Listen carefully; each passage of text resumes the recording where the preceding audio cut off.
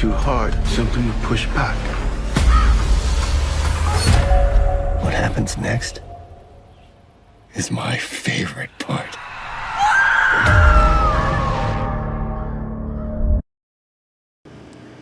What is up, people? What is going on? We are back Sunday to talk about From episode 8. Got Jen in the house, and Brian should be popping in a little bit later. But tell the people where they can find you, Jen. What up, everybody? You can find me on the Nerdy AF channel, dropping videos. You also can catch me on Real Cinema Therapy, Sci-Fi Vision, and right here on Big and Forward Entertainment. Absolutely, 100%. Now, I got to ask you, before we start and get into it, what did you think of this episode? I mean, I already know, but... Yeah, I love this episode. I loved everything about it. And I mean, of course, you have your gripes, but that's what I'm really like learning to love. I'm learning to love, though, one step forward, two step backs, yelling and be like, oh my God, and all the different reveals that we're getting. And we really got to see maybe not a lot of action and not physically Sophia doing things, but her presence alone is just starting to just vibe out like this evil, let's argue kind of, let's have this, disputatious like environment where we're arguing and just playing devil's advocate to whatever somebody says to us. And I kind of really like that. And of course, I love that we got Dougie Hughes, my favorite part. I was so psyched about that. Yeah, it was absolutely good to see him come in there because he did a great job. He killed it, you know what I mean? Oh, yeah. And for me, I thought this episode was absolutely amazing. It's another 10 out of 10 for me, of course. Same. 10 out of 10. But every episode has gotten a 10 out of 10 for me as well so far. And we got a lot to talk about. I'm trying to get this picture up because I showed it to you last night. And again, guys, it could be an AI picture, but I don't know. I don't know. I'm going to show it to you real quick. I just got to put it on my timeline here. And then I can bring it up. But, yeah, and Cool Nerd, happy birthday once again. Happy birthday. You and Brian have the same birth date. Absolutely. Happy birthday. Yes. Let me see. Post it. Okay, there. This looks a little dark, but okay. So I wanted to show this real quick because I showed this last night, and I was like, man, someone posted this. And the reason why I'm bringing it up is because I seen a post of the man in yellow choking Tabitha, right? And I was like, oh, that's an AI picture. And then they showed it in the show. So now I get to see this picture, which it is a little dark, but it's supposedly a picture of Sophia, a man, a woman, and a child. What did you think of this picture, Jen? I think that picture, I mean, the way it looks, it kind of is like old and tattered. It kind of fits the way the front picture would look like if they found that in a box somewhere, whether it's in the diner or in Colony House. So I think it might be a leak, and I think it might be legit, and I think it almost is confirmation that when Tabitha stuck her head into Miranda's car and caught that vision of Miranda driving Christopher's car for whatever reason, and she sees those people, that one person is definitely Sophia. It makes me want to like jump into the show, drag Tabitha by the hair back to that car and like throw her ass in there so we can see the whole vision. Oh, we definitely got a lot to say about Tabitha in this episode because again, she did her Tabitha shit again, and it's freaking annoying. You know what I mean? Can't fucking stand her at this point. And at the end of the stream, we were talking about, do we think Tabitha will do something finally to have people saying, at least she got some balls? And I'm not 100% sure yet. What about you? I'm not. I mean, that's the hope we want, but I like From does to the people in From. I'm starting to lose hope too, because every episode we want Tabitha to do the right thing and she's not, and it hits a little close to home because I'm a female and a parent, and it's just so fucking frustrating. And I'm starting to lose hope in her, and I thought that she was a bit of a hypocrite in this episode, and we'll talk about it. And I mean, she's had those moments before, but I was really angry, probably because I just know it's gonna hurt Victor, and you don't hurt Victor. That Victor's been through enough. Like, lady, and I understand that she's trying to protect Ethan, but at the point that we're at, if you're gonna sit there and tell Julie and Ethan, and you're buying into this, you can't have it both ways. you can't have it convenient for you and however you feel like it, and treat Victor the way you're treating Victor, regardless of who you're trying to protect. You don't treat somebody else like that either. And what are you showing Absolutely. Ethan? Like seriously, to yell at somebody and act like that, like. And I like the turn and the how the tables turn. Mm-hmm. And I was like, see, stupida, sangana. Duh. I was like, good. I was like, that's what you get. And I was glad that she 100%. kind of listened to it, but with her attitude, I can see where Julie gets the attitude from. Absolutely. And I think personally, when I go back and you know, I know Daryl. He's a advocate of Tabitha. He loves Tabitha, and Tabitha can do no wrong in his eyes. But yeah, she's doing wrong as a parent. Yeah. Very very wrong. Let's get into this though real quick. If I can ever change my screen. Oh, I already got my screen up. My bad. Wow, I'm off it today. All right, guys. So this episode actually starts where it left off, right? Right. And we get to see Roger, who's dead with the spear in him, and they're looking at the body and they're deciding what to do with the body. They were stupid because they should have burnt the body, but we get to see that Donna is up and walking. What did you think about that? I love that we saw Donna walking around with a cane because you can't keep her back and keep her down. Like the fact that she listened to Fatima the night before, but then this happened. Like that, Donna's done. Donna's done sitting down. She tried to listen. You got to give her credit, but at this point, she's like, I listened to you, and look what happened. Mm-hmm. Like thankfully no one is dead. We see the guy. I saw some people going like, after Roger killed somebody, I was like, are we watching the same show? Roger didn't kill nobody. I'm Nobody. like, and then I like that the fact that the guy that Roger did attack when he first went through that was ringing the bell, he's the one that's lighting Roger's ass on fire. I was like, there you go. Facts. Facts. And you know what's funny too? Because I seen a lot of videos come out and they kind of said the same thing you did, where they think Roger was actually asking for help at first and it Right, didn't look like he was trying to kill somebody. You know what I mean? right. So, And that's so why my, I was like, I definitely think he woke up him, but he was definitely transforming, and we definitely got the confirmation that he was transforming into a monster. He woke up him, but in that short period of time, he started turning because you see yes. his teeth and everything, the way it's actually growing in, and his body is kind of forming into what the ragdolls we saw look like over time. That's what he would turn into. Absolutely. Now let me ask you, because you said which is very interesting. You think that's a foreshadowing to Fatima? So I'm thinking that Fatima, yeah, I know that a lot of people are like she's definitely turning into a monster. She's turning into something, and Mm-hmm. especially with her vitals being where they are. And I will talk about the whole Christy and Marielle thing, which was another very upsetting. All of them. It started off with Randall and Julie a couple episodes ago, but everybody Yes. now that she's been around the town and touching everything, now she with whatever vibes, frequency, the air that she's putting out there, because she's definitely not like dripping blood into everybody's cup. She's not Mm-hmm. whispering into everything, you know what I mean? But just Mm-hmm. her presence there is vibing out this like divide, this hate between the people that are supposed to be the closest. And it was really frustrating this episode to watch, but that's how you know that it's doing its job. And for somebody to be like, man, she's not doing anything. I'm like, she might not like she's doing little things physically, but I think Mm-hmm. the point is that when you feel a presence, when you have like faith, when you have to believe in something you can't really see but know it's there, you feel it. And it's a vibe that she's putting out that they're feeling and it's affecting them. And I think that's an underlying message that some people are missing.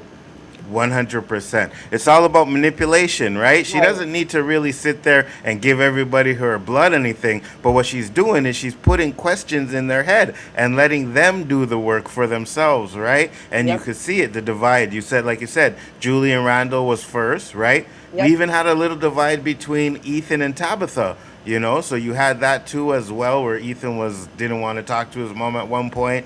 Now you're getting the Marielle and Christy, which is a divide there, and it's possibly, and I hope not, but it's possibly there could be a divide between Kenny and Boyd just there alone. You know what I mean? Right. Well, we definitely saw there was one between Boyd and Jade after like Boyd had Yeah. his back, and like Boyd even knew like he took the sledgehammer and had faith. He believed Yeah. in something he couldn't see. And granted, he needed to see the proof at the end to make sure he could keep that faith, but he Mm-hmm. got that. He got Yes. that. And now you're questioning, and that taps into a whole nother level that he's dealing with his own demons personally, Yes. and that shows that. Like he can't even look at this situation in the same light because of his own personal demons. And I mean, everybody's got them, right? Absolutely. Now this bitch comes in and she's asking, "Oh, you tried to use the spear. Did it work on the demons?" I'm like, "Bitch, you know it didn't work." You know what I mean? Oh Like, yeah. She's like trying to mix the pot, but did you see Boyd's face? For one, he looked like, the fuck are you talking? Like, who are you talking about? Like, why are you talking right now? But then he answered her. But she had this like evil freaking smirk, and I was just like, Eta. I was just like, wow. Just yeah, me wow, too. this one. Here it is. Yeah. Dad. She act like, "Oh, it's too bad," you know, like she. Right. I was like, man, this bitch pissing me off. And then she So, does some other stuff in this episode, and I'm just like, will somebody please figure who this chick out is by now, right? And but she's doing a good job hiding it. I But will. Ellis, yeah, go ahead. Okay, I will say this though. When she is the man in yellow, when we see our beloved Dougie Hughes, that is where it knows everything that's going on, right? He knows everything that's in the Yeah, thing he doesn't need to see. But when he is shapeshifted into Sophia, she actually needs to go out, investigate, and seek out information. She's not all knowing at this point, right? When she's yeah, shapeshifted, so in this place. So we were talking about that on the Nerdy AF channel, but like clearly we see, and I think we even mentioned it, like she has powers, but not when she's like this because she obviously has to let the monsters know and she has hmm to find out and do investigation. So the one smart thing with that useless, I mean, Ellis did was he is discreet with the things he says. And that's one thing that I think I haven't really noticed until this episode because she was there. He didn't hmm say, "Yo, Dad, Fatima needs to tell you something." Not even that. "Hey, hmm Dad, you need to come upstairs, and Donna, you might want to come too." And that's it. hmm And I was hmm really appreciative, and I caught that on the second watch. I was like, other people would be like, "Dad, Fatima needs to show you something. Dad, you need to see what happened to Fatima." Like, they would have given yeah, more information out, and I really like that he's discreet. And I started to think about it, and he's always been pretty discreet when there's like a secret and something going on. He's useless, but he knows how to keep his mouth shut too. 100%. And that's what I was saying about this scene too. If they bring that chick up into this room while they're talking to Fatima, I'm going to be pissed, you know? But Yes. thank God they didn't. She doesn't come up. And then they have the conversation where Fatima basically tells Boyd what happened with Kenny, but then she says something's different. And Ken says, "Show him." And I'm just going to play what she says real quick. Did with that thing. I felt. I don't know how to describe it. I felt something go Cold. cold inside me. Like she died. Exactly. And then she shows her stomach with the veins, kind of look like she's turning into something. So I'm believing she died at that moment, right? Yep. When she connected with him. She died at that moment, and that's what's happening now. Is she chaining into a monster, the golem, or the kimono lady? See, and or just another random monster, Yeah. like her own Mm-hmm. monster. Mm-hmm. I tend to think if we're talking about cycles, right? And do you remember? And you've been here before. Not everybody might be a reincarnate, but they all have roles to play.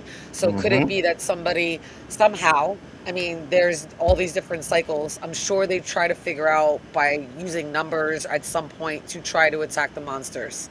Even if they failed, maybe they did actually a couple times of the cycles. Maybe they've killed one before. And the reason why I Mm-hmm. say this is because at the end, when we hear the men in yellow tell Tabitha the one thing that hasn't happened before, which means Yes. you've seen that everything that's Yes. happened so far has happened at least one or Mm-hmm. two times in previous cycles.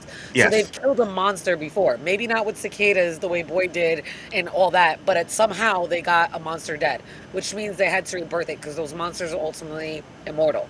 So there had to be some type of a OG Fatima that obviously gave birth. So what if it was a Fatima and they become the kimono lady, right? Because it Mm-hmm. always has to make sure that it's reborn because that is the next step. Because even though it's something horrific, they need that to happen to make the connection in order to get out. All of these things are steps, right? And I was saying Mm-hmm. this yesterday. This season is going to be about getting the bones, and next season is going to be about the Lake of Tears and bringing the bones there and trying to get out. It's going to have to happen in an Absolutely. order and in steps, just like in a game, right? You can't just like jump ahead on the board. Certain steps have to happen for you to get a certain place. There's no, Absolutely. cheat And code. I'm glad you said that about the death happening before, right? Because I said that too. I'm like, if you look at the creatures, right? A lot of them, their clothes are from different eras. So I was Yeah, like, the only reason why that would be is, and it probably wasn't always Smiley that was the one that died, right? Because they right, die, they probably burn them, and then they need new clothes. So what clothes are they gonna get? They're gonna get clothes from that reincarnation that they died in, right? So right, that's why it looks like their clothes are different. Like some of them have clothes from like way past, you know what I mean? So right. I agree with you. I think that they have killed a creature in every iteration, and this has been a part of it. Yeah. So she shows her stomach, and then we get to the intro. After the intro, we get to Ethan talking to Tabitha. He's drawing pictures, and he's telling her that, I want to know more about what's going on, and, maybe Victor was right. I need to learn from Victor so I can survive. And Tabitha's like, oh, that doesn't mean it's going to happen to you. And I'm just like, why wouldn't it? Why wouldn't it? You guys been coming back here for centuries, so why wouldn't it? Now, does this confirm that there's always a kid? I think so. I Me think there's too. always a kid, 100%. And if she comes back, she always comes back with two kids. I think she's always has two kids. I think having the third kid is always the fluke, and that third kid, whenever she has had a third child, probably always dies, like Thomas Wha- did. 100%. Now, the question would be, if there is a kid. Wait, so Victor came up. Yeah, so maybe Victor would know who that kid was, right? Uh huh. In like when he was there, right? Because everybody came in and trying to figure out how it would be. No. Yeah, yeah. While there are people there, right? Victor and Top come there. That would mean there would be a kid that was an adult in that from the previous one, right? So Victor Right. should know that. If he knows that he survived, he should know that when he got there was someone else who survived from previous one, right? No. You would think because there had to be but maybe the child didn't survive. Maybe, like the way at that I in got you. that Yeah. cycle. So that's why the boy in white had to help him. Good point. Good point. Possible that maybe the kid didn't survive before Victor got there, and that's why Right. he doesn't know. But yeah, Right. there probably is a kid that's always there in every Right. reincarnation. But don't Yeah. forget, like the man in yellow, like he had Sarah like kill the boy, and she tried to kill Ethan. The man in yellow called as Thomas to Ethan and said, "Your mom's, is coming on an ambulance at night so that he can try to get Ethan to run outside and get killed by the monsters." So Hmm. they're always trying to kill the kid. So Victor Yeah. surviving, I think, is more of the rarity of the cycles. I don't always think a kid survives. I think the boy in white is the first survivor, and he always guards whoever doesn't survive. But even, he had to be there for Victor. He appeared to Ethan, but he's been like laid back because Victor is there. And I Yeah. think that's also a first for the boy in white too. Yeah. Agreed. Agreed. And it makes sense because in that reincarnation, he tries to help Christopher, doesn't work out, so now he's like, okay, I can't help Christopher anymore. You know what I mean? Right. Like I can't do anything like that. I can't do it because they won't do it or they won't accept it. So I Yeah. think that's why it changed. So he's probably learning with each reincarnation as well. Yeah. 100%. So we get to Boyd and he goes to see Jade. Jade has the map on like this. It's a horrible map. I'm not gonna lie, right? So I understand what Boyd is complaining about, but Boyd ends up saying, "Well, this is where the kids are.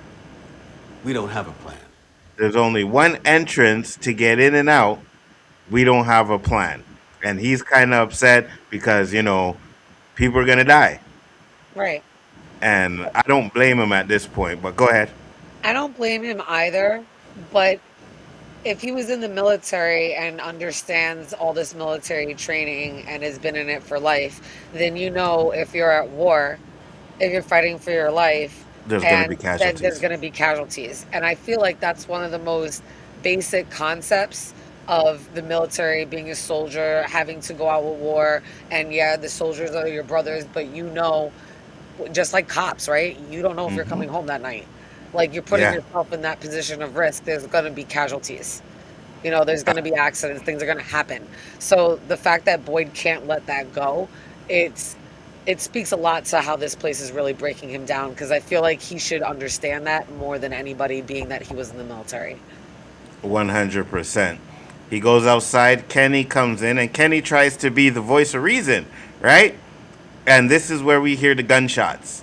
And Boyd turns around. Kenny's like, "What?" And he's like, "He don't hear anything." Now, we talked about this when we seen the trailer. I think we all kind of assumed that it was a Boyd vision with the gunshots and stuff like that. Yeah. And I believe the reason why Boyd is feeling or feeling these visions now or hearing the gunshots now is because of what's happening to Henry, which we see here, right? Right. Because he seems to be going down the same path as Abby did. A little bit different, but Right. kind of the same path that Abby did. What do you think? 100%. I think that without Boyd knowing, the man in yellow put blood in Abby's drink. I swear. It's got to have, Hmm. if these things have repeated before, right? And I know that's not a different cycle, but it doesn't mean that things weren't gearing up a certain way. And the man in yellow was like, all right, let me do something now about it. And then acted like he was one of the people shot and went back to being the man in yellow. Do you know what I mean? Like just dipped Yeah, back out.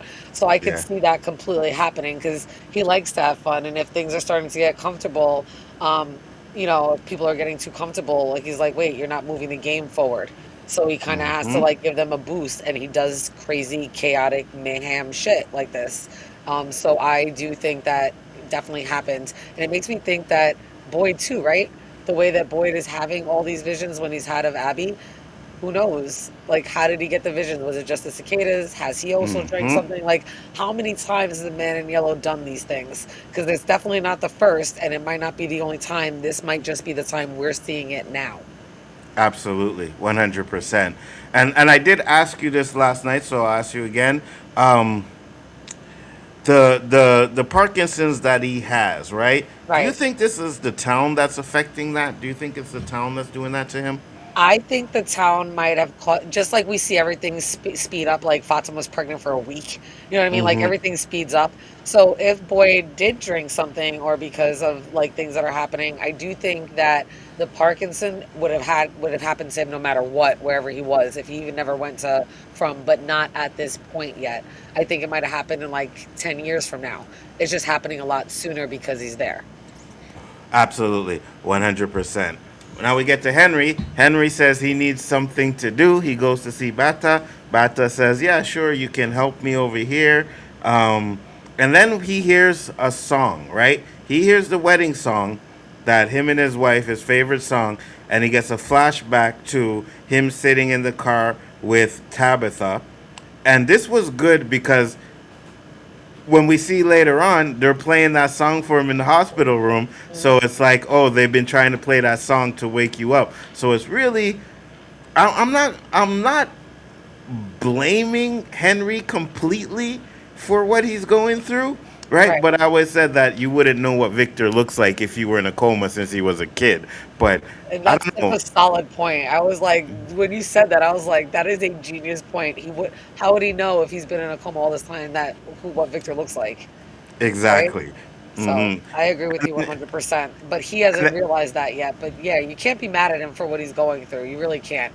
That thing, it's messing with him bad, and it's like now it's inside of him. It's not like Yes. something that anybody can snap him out of, and Hmm. it's just not gonna end well for him. I was Absolutely. I didn't think he was gonna make it out last night, and he did. So we'll see if he makes it out of episode 8 or yeah 9.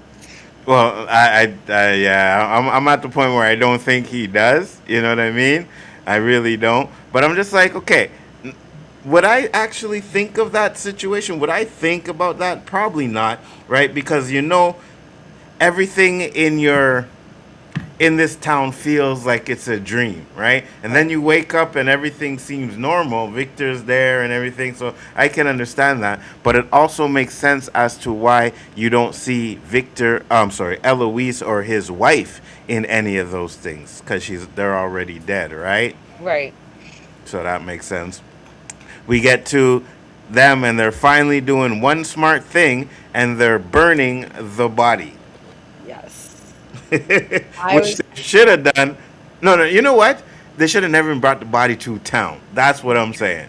But go ahead. They should have burned it on the fire pile that burned Patty Melt's face. That's what they should have done, is burn it way back then on that fire, where the other one, like the fireman one, was.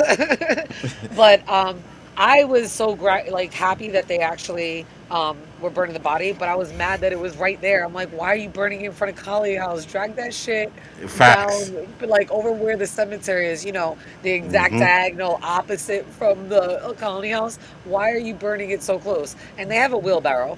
They have a car. Yeah. Yeah. Strap that shit to the roof, drag it, like literally just put a roof and just drag it, like it's like some like Trojan, like in the movie Trojan with in Troy with the horse, like just drag the body, like poor Orlando Bloom got dragged, just drag it down there and light that shit on fire. Like, honest to God.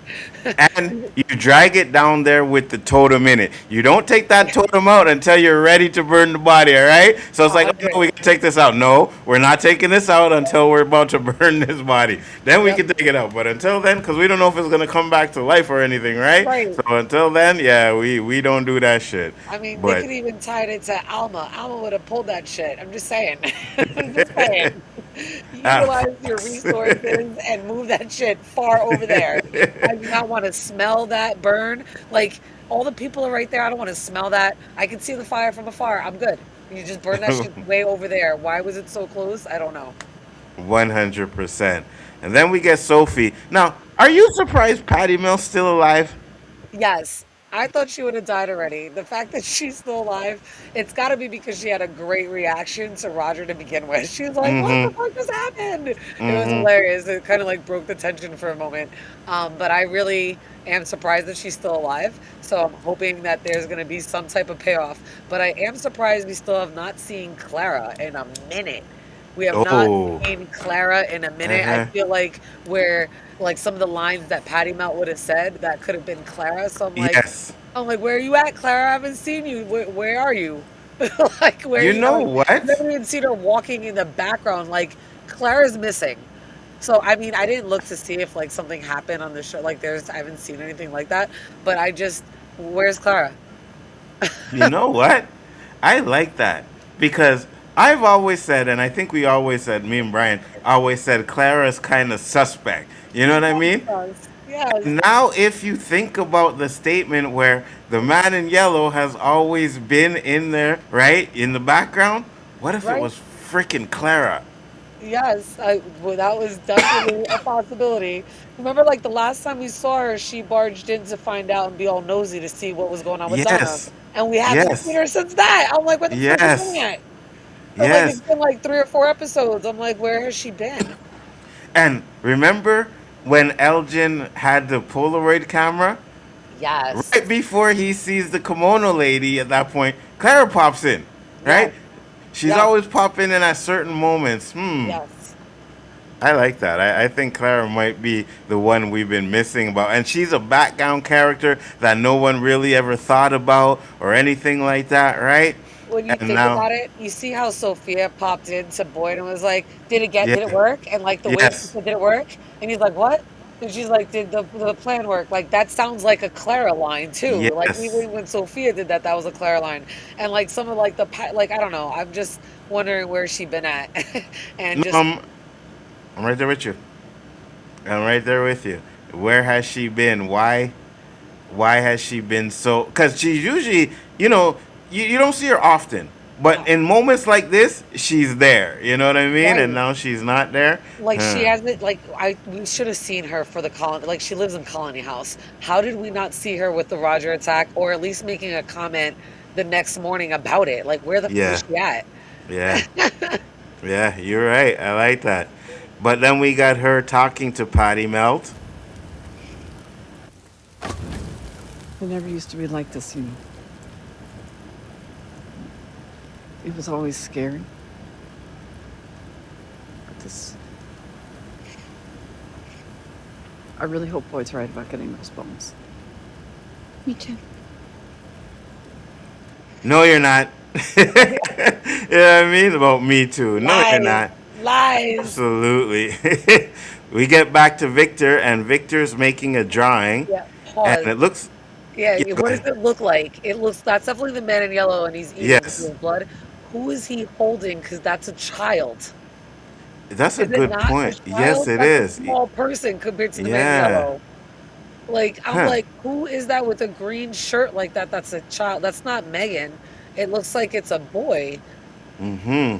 So I don't know what that was, but Victor makes a point to use the bag of freaking teeth to cover it when he hears Tabitha with Ethan, which makes Mm-hmm. me really curious as to what he's drawing and what he doesn't want Ethan to see. And could that be? Facts. I don't think it could be Eloise because I think it's a boy. Like it doesn't have long hair, but you could see it's a dead kid. Absolutely. 100%. Uh, and we said, were there any other kids in the town before? And it's possible there were that we just haven't seen yet or we don't know about. But the fact that the man in yellow had so many people's teeth, right? You can tell that he's keeping them for a reason. And we discussed kind of a little bit last night as to why we think he's keeping the teeth. But what are your thoughts on that? Yeah, I would think that they're well, a teeth is a bone, right? So Mm-hmm. he's keeping the bone. Obviously, it has DNA. So possibly to shapeshift or possibly to keep the souls trapped. We know that Smiley had two teeth on him when they did the autopsy, so might not just be the man in yellow collecting the teeth. The monsters might get orders to collect the teeth of certain people and bring them back to the man in yellow. Maybe Yeah. that bag is left there because that's where the monsters always walk there and drop off the teeth for the man in yellow. I Mm-hmm. don't think that Sophia realizes that that bag is gone Yeah. just yet, right? And Mm-hmm. clearly Victor has it. That might actually become a point. She might actually go looking for it. And in Colony House, I don't know if she'd get away with not being caught the way she's been snooping around town and going in people's houses and not getting caught. So I would like I'm curious to find that out. But I definitely think that they're being collected for a reason to be used when needed or just to trap the people, like to keep people trapped. So I'm wondering if Victor keeps that sack of teeth and makes it into season 5, or at least the sack does, if they could bring that with the bones to the Lake of Tears, if everybody that has a tooth in that bag, including Jim, would come back, they'd be able to, like, I don't know, regenerate and just come back alive because of the tooth, because of some magic that just brings Mm-hmm. them back. Like suddenly, like all these people will show up on shore from all different time periods, but Jim would be there. The pastor would be there because we know of Mm-hmm. those two teeth for sure. It's funny you said that. So because you said if Victor makes it out, so you're not 100% sure he makes it out this season, are you? Well, I am not. I want him to. Well, let me take this back. So I definitely think he's gonna make it out this season, but I don't know if Mm-hmm. he'll make it all the way through season 5 to the Lake of Tears. Mm-hmm. So I think he'll make it out with the bag of teeth through season 4, Mm-hmm. and into season 5. How far into season 5? That is what I am unsure of and worried about. But I So think the wait. sack of teeth might make it all the way to the Lake of Tears if we're gonna have a happy ending. A tooth or two So might get dropped, but no way. I gotta call you guys out. I gotta call you out on this one, right? Y'all want Kenny to get out because he's been through a lot, but you don't care. Well, you do kind of care, but you're not sure about Victor. And Victor's been through the most in this town, right? He's been there for 40 years by himself. I F know, but Tabitha. he was Okay, gotcha. sacrificed. Wait, happy Thank birthday! you. I got I mean, beads Feliz and all type of stuff. cumpleaños! So, actually, since you're late, but I know why your birthday.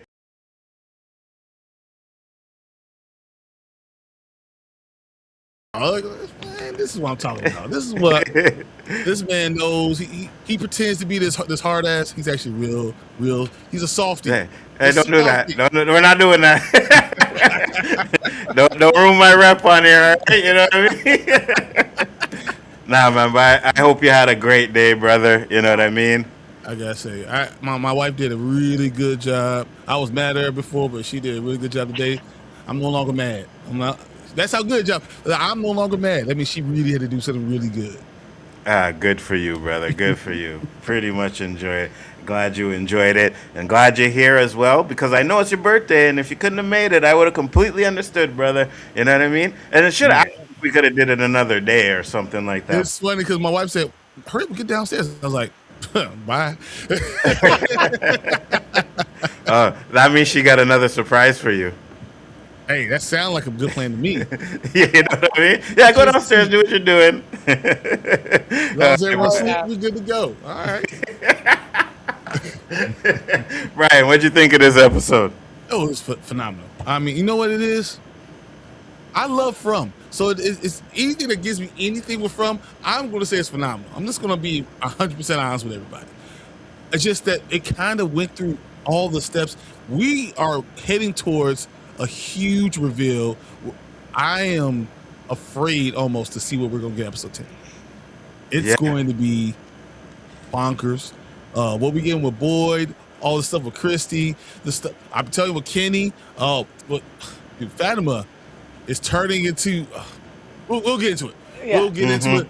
This was phenomenal. Absolutely. So I'll go through what we went through earlier for you. What do you think of this chick asking about the damn totems if they work, bro? Dude, first of all, why is she always doing this to everybody? Why are they always giving her information? No other person that's 15 years old is asking for this information. Why the hell I gotta tell you? How about you go sit your ass down over there? How about that? Facts. You know what? We were talking before you came in, right? And we were like, we haven't seen Clara in a while. And then I was like, remember the statement that was the man in yellow has always been in the background and we don't know? What if it was damn Clara, bro? Because if you go ahead, Jen, go ahead, you tell her. Because the way that Sophia comes in and asks that question, that's a Clara thing. Like Clara would always just pop up and ask that random, like, annoying question, and even the way Boyd looks at her, like, mad annoyed, but still answers her is exactly like the way Clara barges into the room for Donna, and the way we've seen her barge in and just randomly pop up. She's always been sus. I know that there's another channel, The Witches Brew with Dana Marie. They talk about it all the time. Like Dana's like huge into the Clara sus like train. But I think especially now we haven't seen her in almost 4 episodes, right? Like she's just fucking missing. And you would think especially here. She lives in Colony House. The whole Roger incident. She didn't come down. We didn't see her here. She's not standing on the porch while they're burning the body. We haven't heard from her. Nothing. She's just missing. Absolutely. And then I was like, remember with Elgin, right? Remember when Elgin had the Polaroid? Right before he seen the kimono lady, Clara walked in. Yep. You know what I mean? So but she's I'm been like, gone for so long, and she's not a red shirt, but she's like a maroon shirt, like almost red, like not quite like lit off red. You know, she's not exactly so she really don't matter. Like she's one of those people that like you weren't here for like 15 episodes and no one cares.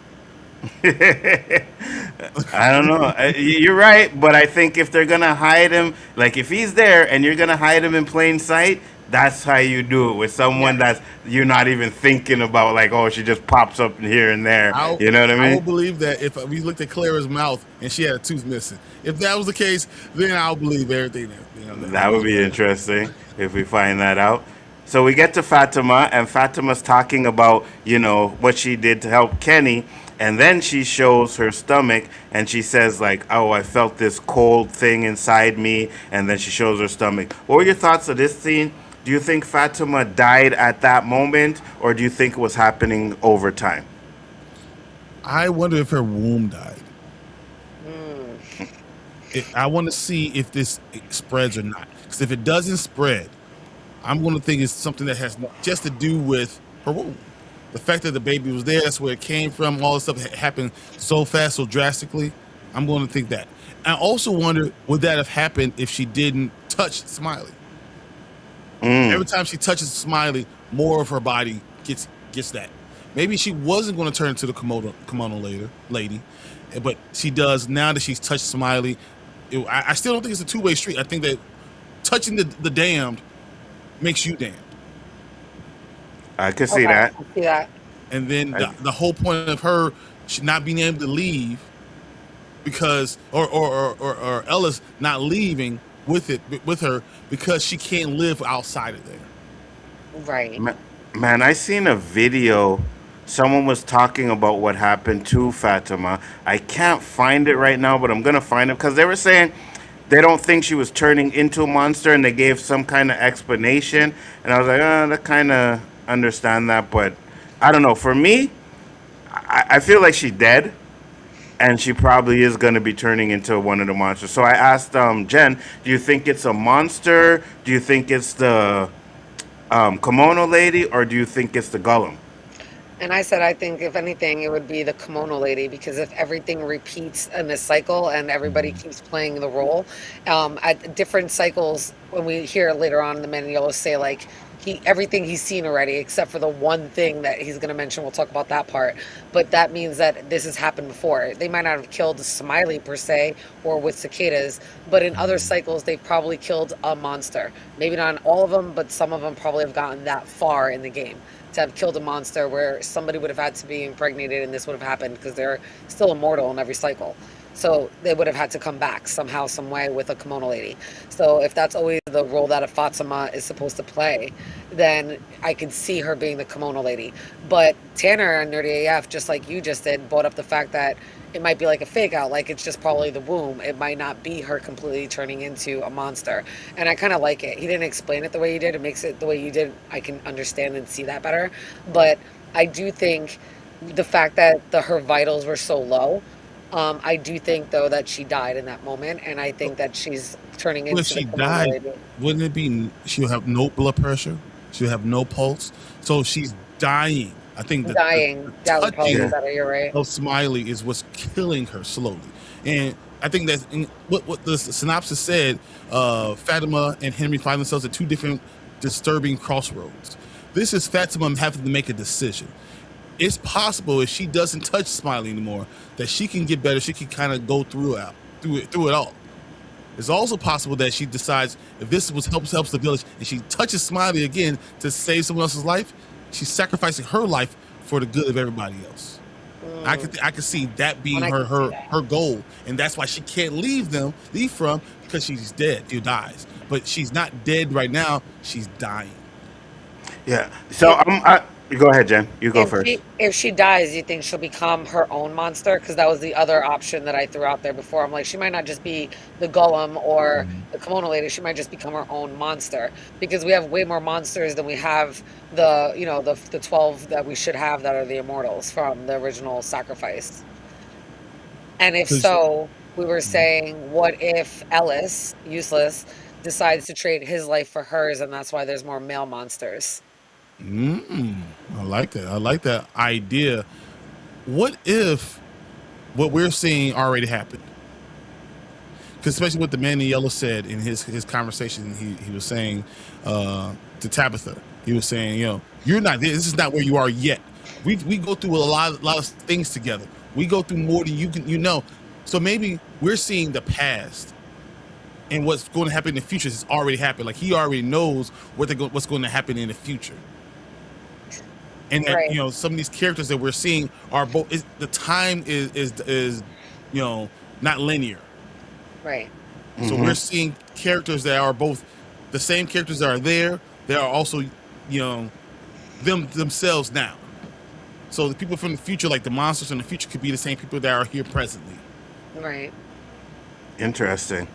Very interesting. I do think one thing that you said made sense is that it's not linear or something like that. I do agree with that, Right. because we already know that Julie came from the future, right? When she first seen, so we know that there's further events happening that we don't know about. So when did she come? If they get out this season, or next season, if they get out, if it ends with them getting out, then it would have to be sometime in the next season, right? Where we see her go back in time, and that's when she meets him and says that's the part with Jim. So yes, we know there's something gonna happen in the future. I agree with that. How far in the future, I don't know, but yeah, we definitely know that we're probably watching the past. Yeah. If Julie came from the future, we're watching the past. You know what I mean? 100%. Yeah. And Yeah. I think that part that where Julie getting back to Jim that we saw for episode 10 of season 3. I don't think we're going to see that until season 5. We only have 2 Agree. episodes left. She still has to get her face scratched. She still has Mm-hmm. to really kind of perfect it. So, or at least master it a little bit better. I don't think it's going to take one more time. So I think we'll get that in season 5. So we're definitely watching the past, and there's a present, Yes. and it's definitely like it's a loop. The time is a loop. Yes. It's not linear at all. Absolutely, 100%. And shit, I lost my train of thought. My bad. All right. So we get to Ethan, and he's talking to Tabitha, and he says, talking about being there by himself, and he doesn't want to forget. That's why he's drawing the pictures, as Victor did, right? And he wants to go talk to Victor. Now, I asked Jen this, Brian, does this confirm that there always has been a kid survivor, right? Do you think there's always been a kid survivor in each iteration or each reincarnation? I have a hard time not saying no, but when I do look at that, I think of the Civil War time period. I don't remember seeing any children, any kids, or anything like that during those times. So I don't know if I think there has to be a survivor, but I don't know if it needs to be a child. I think it's possible that Victor was the first time it being a child, but there's always usually somebody that survived from the last iteration to kind of push the whole thing forward, keep someone there, to keep someone alive there. Doesn't You know have what? to be a child. Good point, but I would always say it would probably have to be if that child is going to be stuck there for like 40 years. Right. You know what I mean? Victor was stuck there for like 40 years, so I would think it would have to Okay, be but a... if you're 20, you could be 60, right? Yeah, no, yeah, it could do that too. It could do that too. I just think it'll probably work easier with a child. A child won't remember things. You know what I mean? Like a 60-year-old man be like, "Hey, you know what fucking happened to me when I was in this town before you guys came in here? Like this is some bullshit, right?" A You child. also, if you kill them early, because That too. That too. Jen said that too. they Yeah. die. Like they're the first Yeah. ones there, and then as soon as someone else group comes Yeah. in, Yeah. they Yeah. get killed off immediately. Yeah, Right. Jen said that too because my thing was, so if there's always a child, then that means when Victor was a child, there should have been a man who Child was a there, child, yeah. right? That was But already Jen there. said, yeah, but Jen said he could have probably died before Victor got there, which I said, yeah, that's a possibility, 100%. Because the one thing we know is even though they have done the same things over and over again, because we get that confirmation with the man in yellow at the end, it's done differently.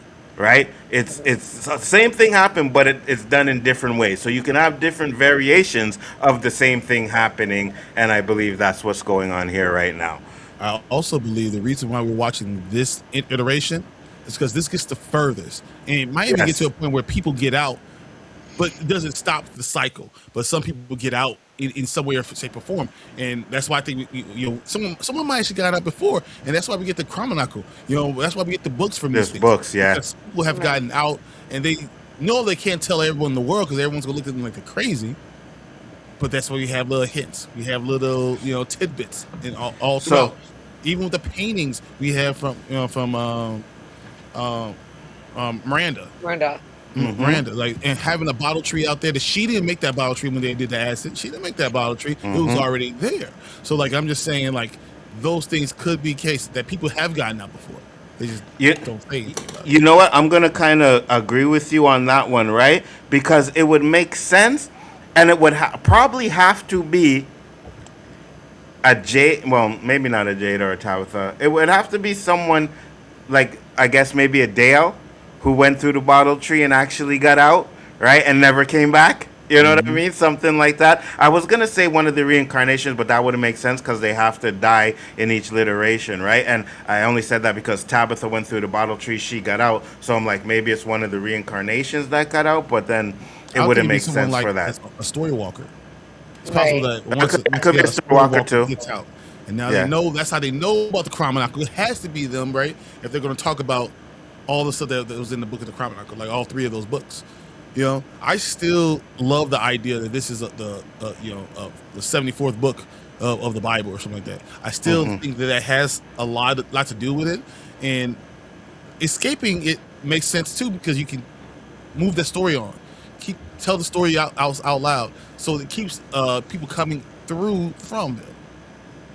100%. And to be honest with you, it makes more sense that it would be either a story walker because someone who gets out would have to know that Jade and Miranda were reincarnations all the time, right? Right. It would have to be someone that knows that. So it makes sense that it would be a story walker. And again, it wouldn't be one of the reincarnations because they have to die every time. So yeah, it would definitely be a story walker. I agree with that. And I think some of the proof is that Miranda came back. I think every time, even if one of the reincarnations got out, the will always drag them right back in within a day or two. Yeah, absolutely, 100%. Now let me ask you this, because we got 2 episodes left, and we haven't seen Eloise yet. What's going on with Eloise? Is she alive? She dead? Were they trolling us with the license plate? Say, hey guys, I know you guys think Eloise is dead. Ha! Here's a troll. Like, what were they doing? Why are we not getting Eloise? I don't know. Maybe we won't get her to season 5. Maybe they are trolling us. Maybe, I don't know.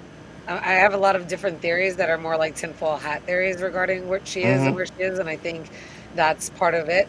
I think it would be really crazy if, like, they did make it to, like, if Tears and brought people back, and one of the people they brought back was Eloise, because then the whole time, like, we finally got her back, but she was dead. I still think that Julie's got to keep story walking, so that's still an open possibility. But again, might not happen until season 5. But yeah, I'm curious. The only other one is, could she just be the man in yellow? Ooh, like what is the man in yellow's real, like what is the entity's real form? Yes. What if the man in yellow was, that form? The story walk, like maybe he can turn into Sophia. I don't think not a Sophia, an Eloise. Maybe that's. I'm just putting that out there. I don't think maybe the spider monster that we haven't seen yet. Maybe he turned her into that.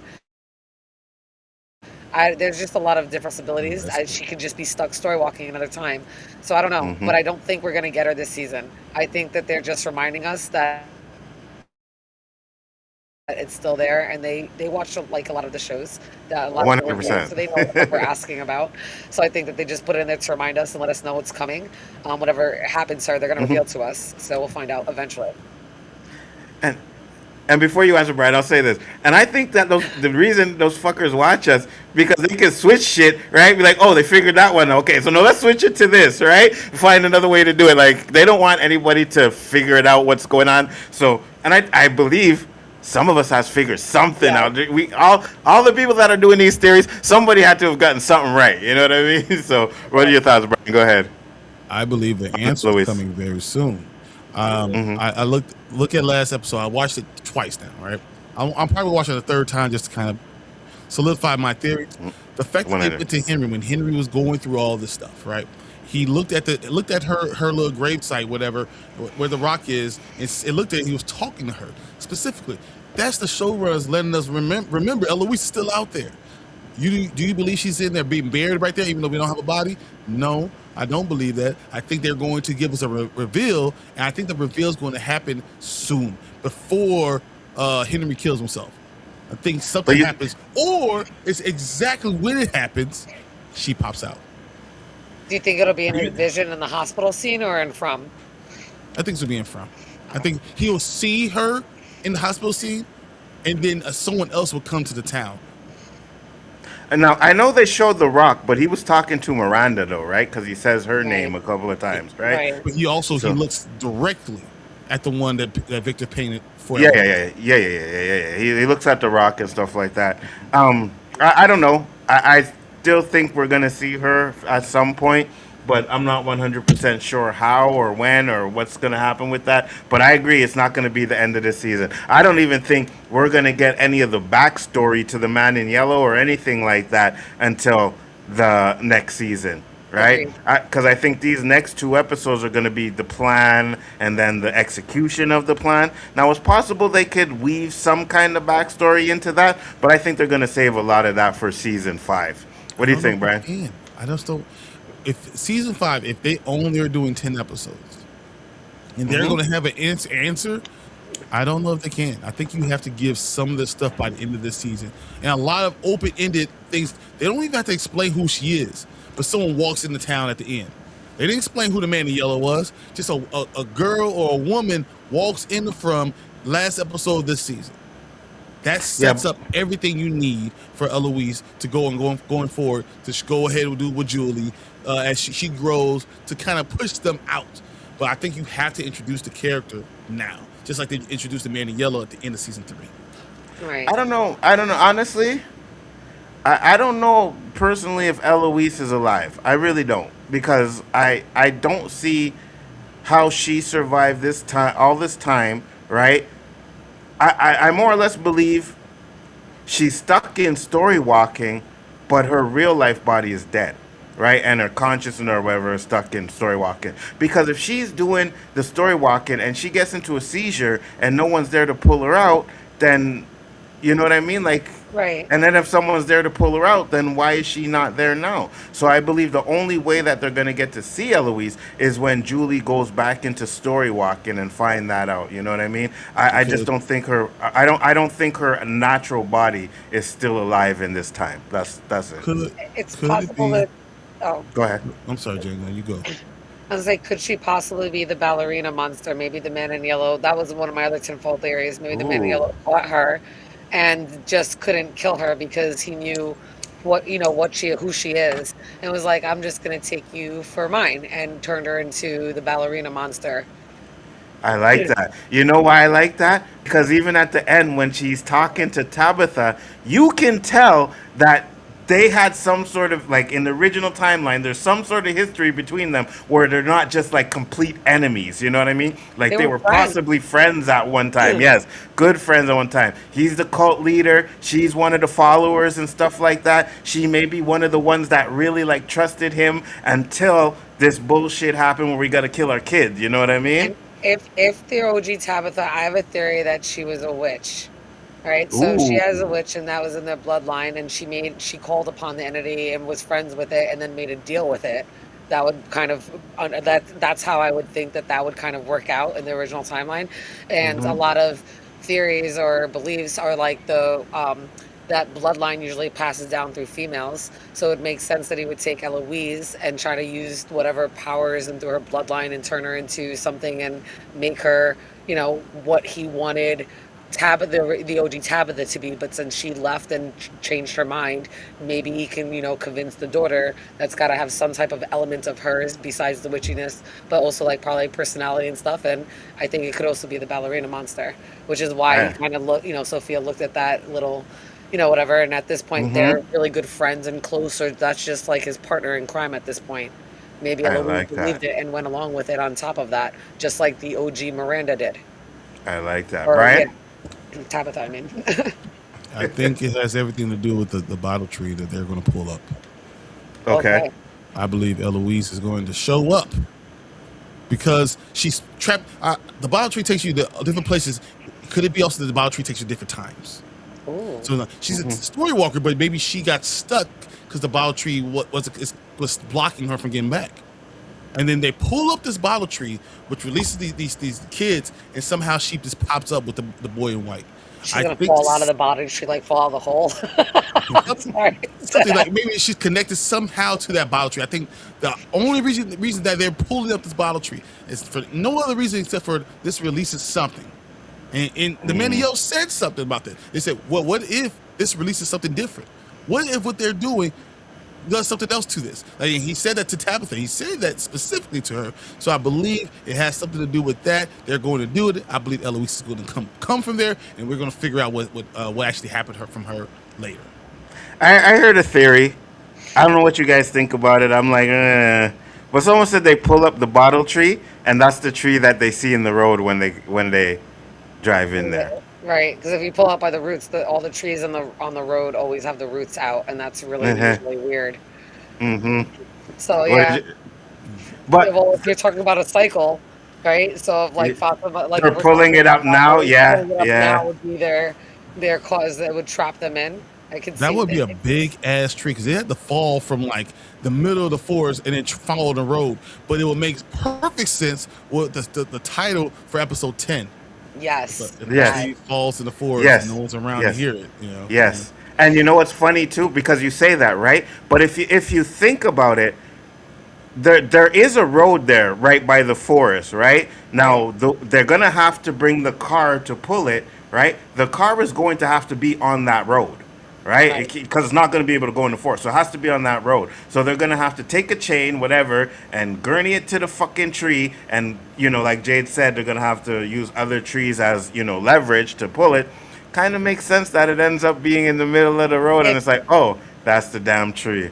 if Jade is the one driving the truck that pulls the tree out, if he has a Tabitha scene where like he drives onto the road and it takes him like into Camden and he's all of a sudden like in the real world, that would Mm-hmm. be wild because it would obviously Mm-hmm. bring him back. But I like you're saying that and like it would be like going through the tree, right? Like on the other side of the tree, it Yeah. would actually kind of be that way. So can you imagine if that'll pull him into the real world? That'd be wild. That'd be crazy.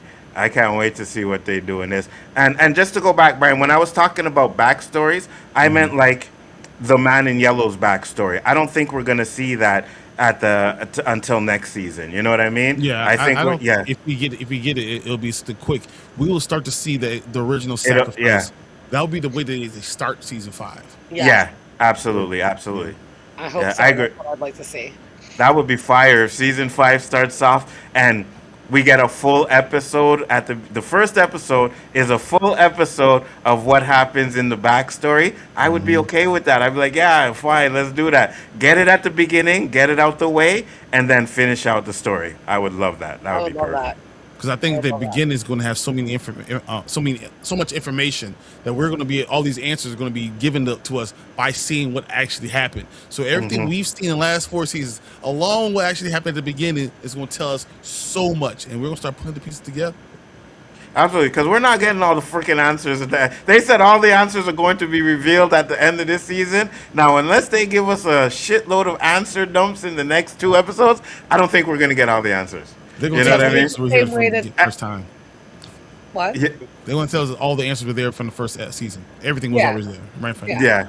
Yeah. 100%. You were gonna say, Jen? Go ahead. I was gonna say exactly that. Like it's just like they said, the answers are from the very first episode of the first season.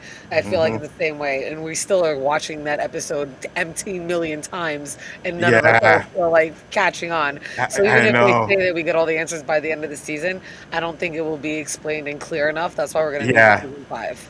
100%. It's possible we get answers, but those answers will lead to more questions. You know what I mean? Like, Oh, what the yeah. hell? Like, what? Okay, we got the answer for that, but then it led to this. So, yeah, I could see that happening. We get to Boyd, and he's talking with Jade, and Jade is talking about the plan, but Boyd gets upset because he's like, there's only one way in, and I'm not going to put all the people in jeopardy and there's stuff like that. Kenny ends up going out to talk to him, to explain to him, like, listen, man, maybe we need to do this and that, and then he hears the gunshots and then walks off. Brian, what were your thoughts on this scene? That he's going crazy, and then exactly what he said about Abby is really haunting him. And maybe it's not even him having any other problems more than he's just having a nervous breakdown from losing from Abby, from losing that. Also, my question was, when did he get combed? I don't know if anyone realized that his hair was as nicely combed and for the first time in a long time. When did he get a comb? I want to know. Those are the questions I want to know. His head was definitely more. He was definitely looking more clean cut. I will say that. Yeah. He combed it to the side. He had it backwards. I was looking like, what the hell's going on? When did this happen? But also, it kind of made me look at Kenny differently, because Kenny seems to be the one putting a lot of this stuff together. I think he's going to have all the answers. I'm a huge Kenny fan. I don't care what Nzo said. I know he's wrong about so much. I'm a huge Kenny fan. He's not going to die. He's going to live. He's going to be matter of fact, Kenny's going to be the one that gets out first. I'm saying it right here. Kenny dies. But I'll ask you this, because I think I asked Jen and I asked about Henry, right? Does Henry die? I think he's about to die. He's going to get ready to die, and right before he dies, he sees Eloise. And then the question is, he recognizes her because he sees her in his vision. Mm-hmm. Okay. But then the question is it too late? I like that.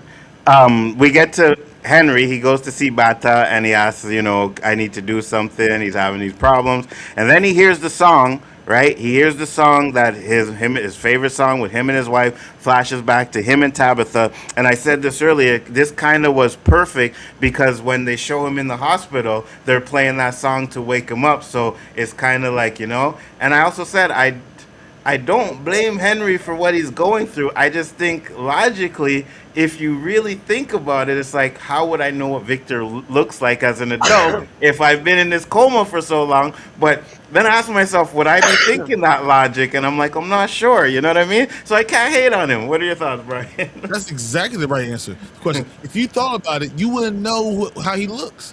So if this is the true embodiment of him, how would I know that in my dream? Yes, exactly. If I've never seen him before. Exactly. But would that be something that I guess because it came to my mind now watching the show? But do you think it would come to your mind if you were in that situation? Once I'm thinking back on it, yeah, because I would be looking at every little thing. Me too. So I'll be thinking about I'll be taking my dreams, I'll be writing them down, and the interesting thing, and this is something I don't know, maybe I'm barking up the wrong tree. Could it be that Eloise comes because say Henry sees Eloise in his dream, right? And then Eloise comes because that was his nightmare, and he kills himself. And when you kill yourself or you die in Frontville, your nightmares can become part of the forest. And then because she was stuck in this dream, she comes out of the forest because that was his nightmare. I like it. Wow, I like it. I like it. That's funny, but yeah, I like it. I like it. Go ahead, Jen. You were going to say something? No, I love that theory. I can't even say anything after that. That was definitely a wild tinfoil hat there, and I love it. What if go ahead. Henry is seeing the future? Of him being in the hospital? Yeah. And Victor and all that stuff. What if he sees the future? You know what? I like that, but Victor in the hospital seems more. He says that you've been here the entire time. Yeah, and acid. And you know he's like Kitty in Fromville, but in real life he's like an adult. So I would ask myself which is real, right? And I'd be like breaking it down. Okay, this is what I see in here, and I would probably come up with the conclusion like, wait a minute. If I was in a coma for so long, how do I know what Victor looks like? You know what I mean? Like, and that's where I would probably come to that conclusion at that time. You'd have to break it down. But he's not there. And I think it's because he wants that life, the hospital life, to be real. And that's why he's not thinking about it in a certain way, you know? Did y'all know that hospital room is yellow?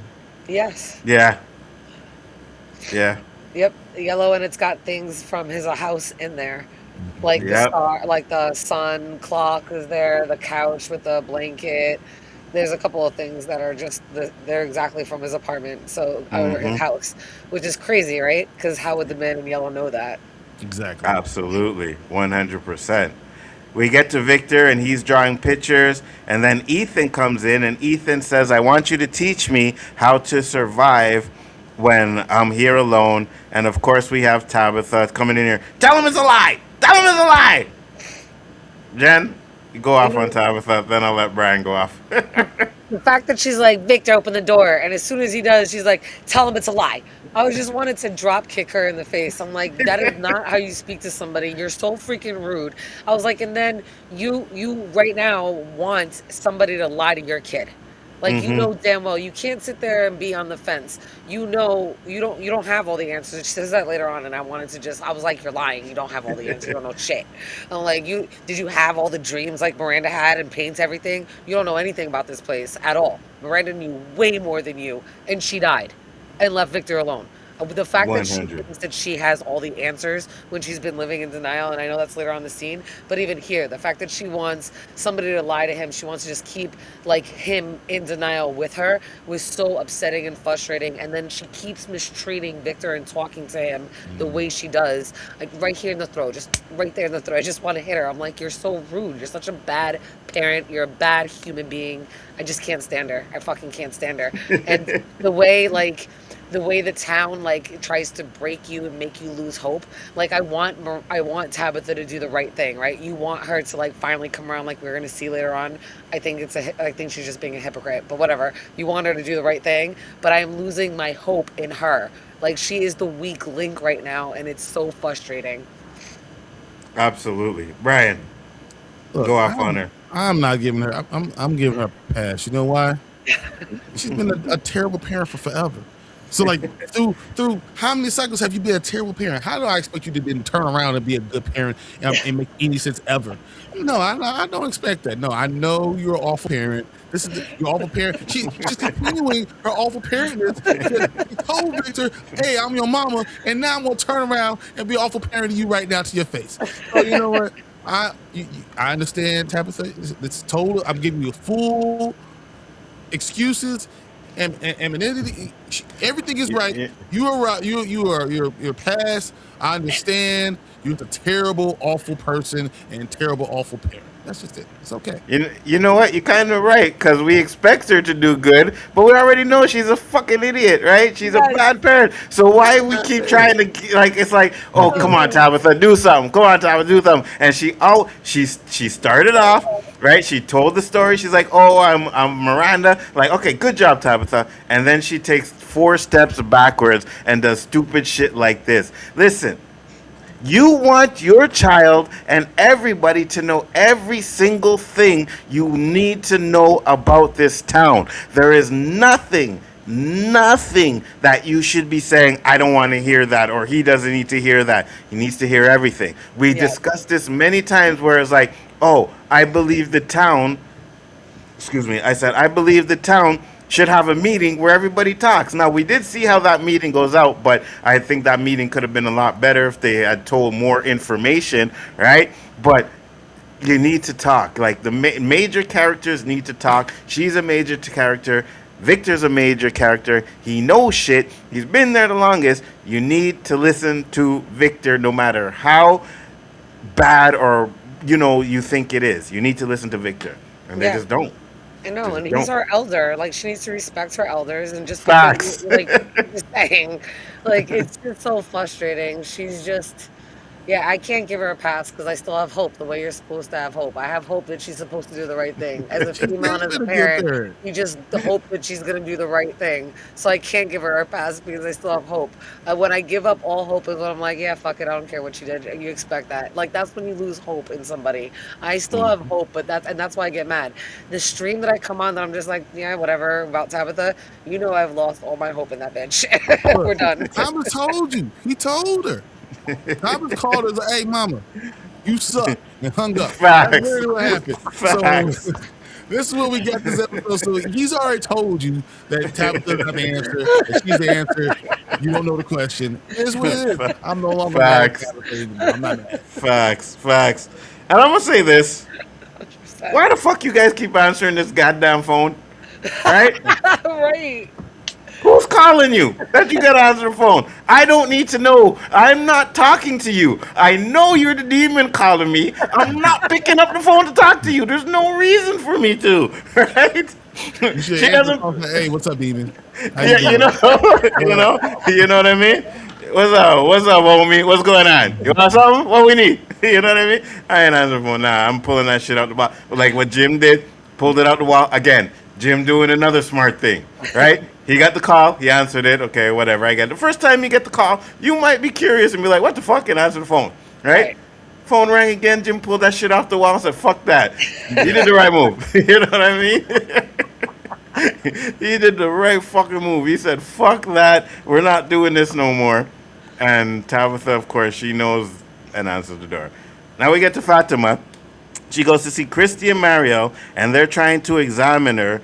And, Christy's like, oh, I don't know what's going on. Nothing's happening. And then he says, well, Ella says, with all due respect, you didn't see a baby either. Kind of showing shade, right? Which, he's right, though. He's right. Yeah, he's right. He was right. And then she says, yeah, you were right. And then we have the discussion about Fatima.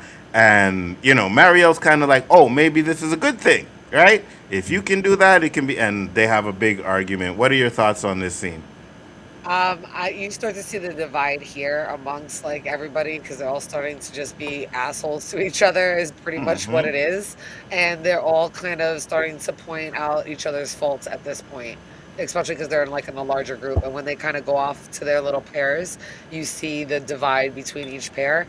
So yeah, you can start to see the tension and the divide here in this scene, really first and foremost, because it's not just between two people. There's multiple people there. Absolutely. What are you thinking, Brian?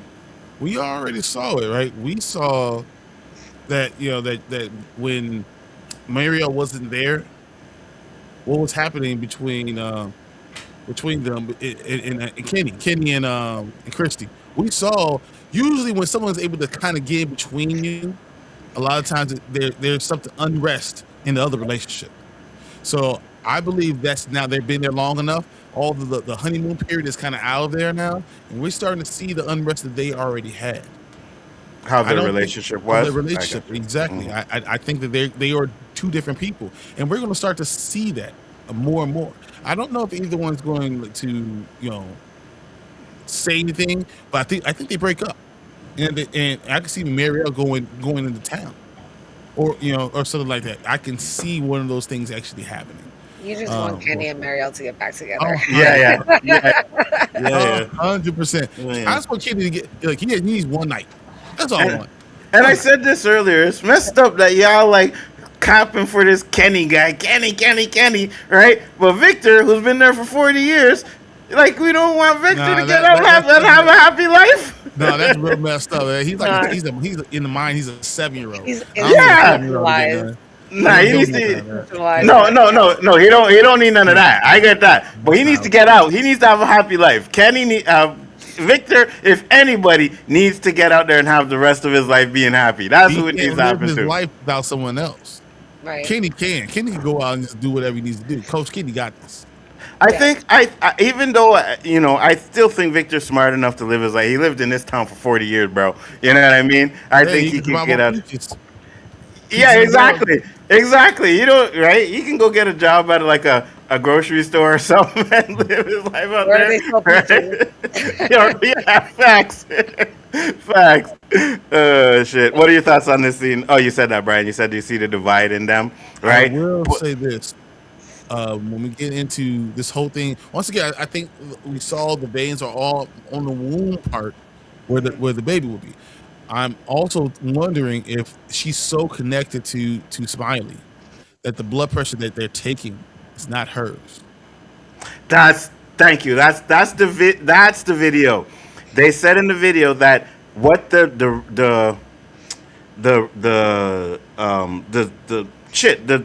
fucking vitals. Thank you. The vitals that they're taking from Fatima are not her vitals, and they're the vitals of Smiley. That's what the video was. Thank you for that. He should be dead. Well, because he is dead. And it's possible that if you can't hold him, if you took his vitals, could it be that he's becoming more alive? Because that would be crazy. Well, he doesn't, it would be like a mix from the two of them, right? Because he has no vitals, because everything inside of him was all dried up. So he wouldn't have any vitals at all. So he'd be at 0. And if you that's how he was. blended the two, that's what I mean. If you blended like her life with his non-life, you get something in the middle, which would be like the zombie status of like 19 beats per minute, and like whatever it was, like not even like 50%, like whatever her blood pressure was like 53. It was like 60 or over 30 or something like that. Something you're dead. Yeah. Something you would Even when you're sleeping blood pressure is like 90 over 70 or something like that. Like it's low, but it's not stupid low. So for the fact that she's where she was, it's beyond low blood pressure, and I'm just wondering if that's because of her connection. Right. And not that she's turning into a monster, but that's really hers and his combined. Their life forces are now combined. Right. So I like that, because in taking her blood pressure, it would read half, like half, right? Like his nothing and her everything, which would lead to half. I could see that. I could see it too, and I like that theory. I did like the theory, but I'm more inclined to think that she's turning into something. Because if you don't remember, Brian, and I tried to look for the stream because we used to do the breakdowns. Remember, I said that Fatima, after she had the baby, something is going to happen to her. I said you it's didn't.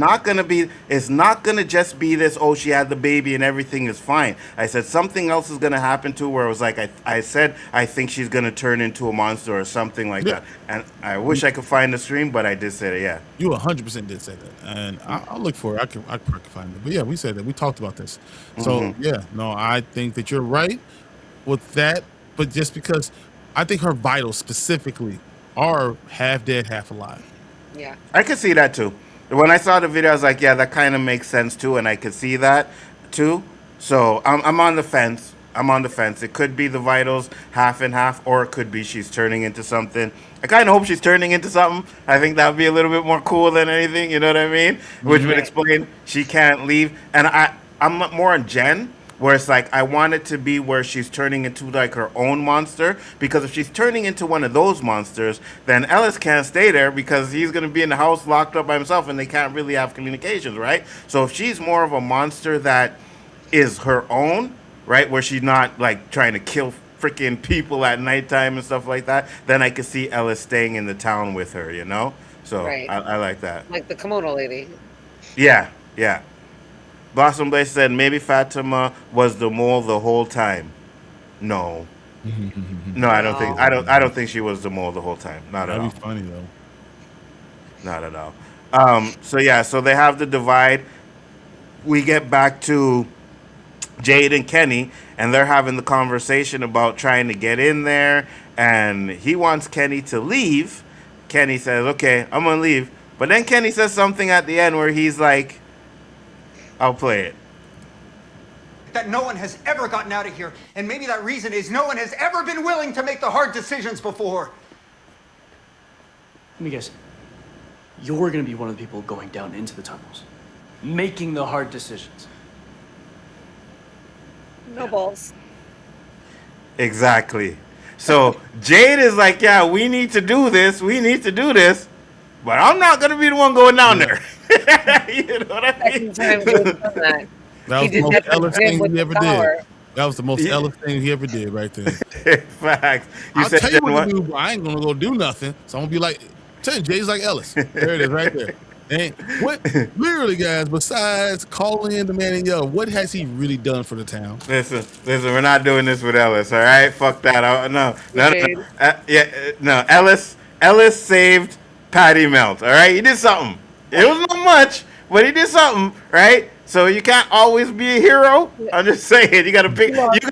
You gotta pick your times when you want to be a hero, right? You pick the times when you know you're gonna survive. I can be the hero here because I know I'm gonna live. But if I go there, I'm not gonna die. No, I'll give it to somebody else. But Ellis lost a whole bunch of points this episode. He went right back into the old like season 1, 2, and 3 Ellis. He really, really did.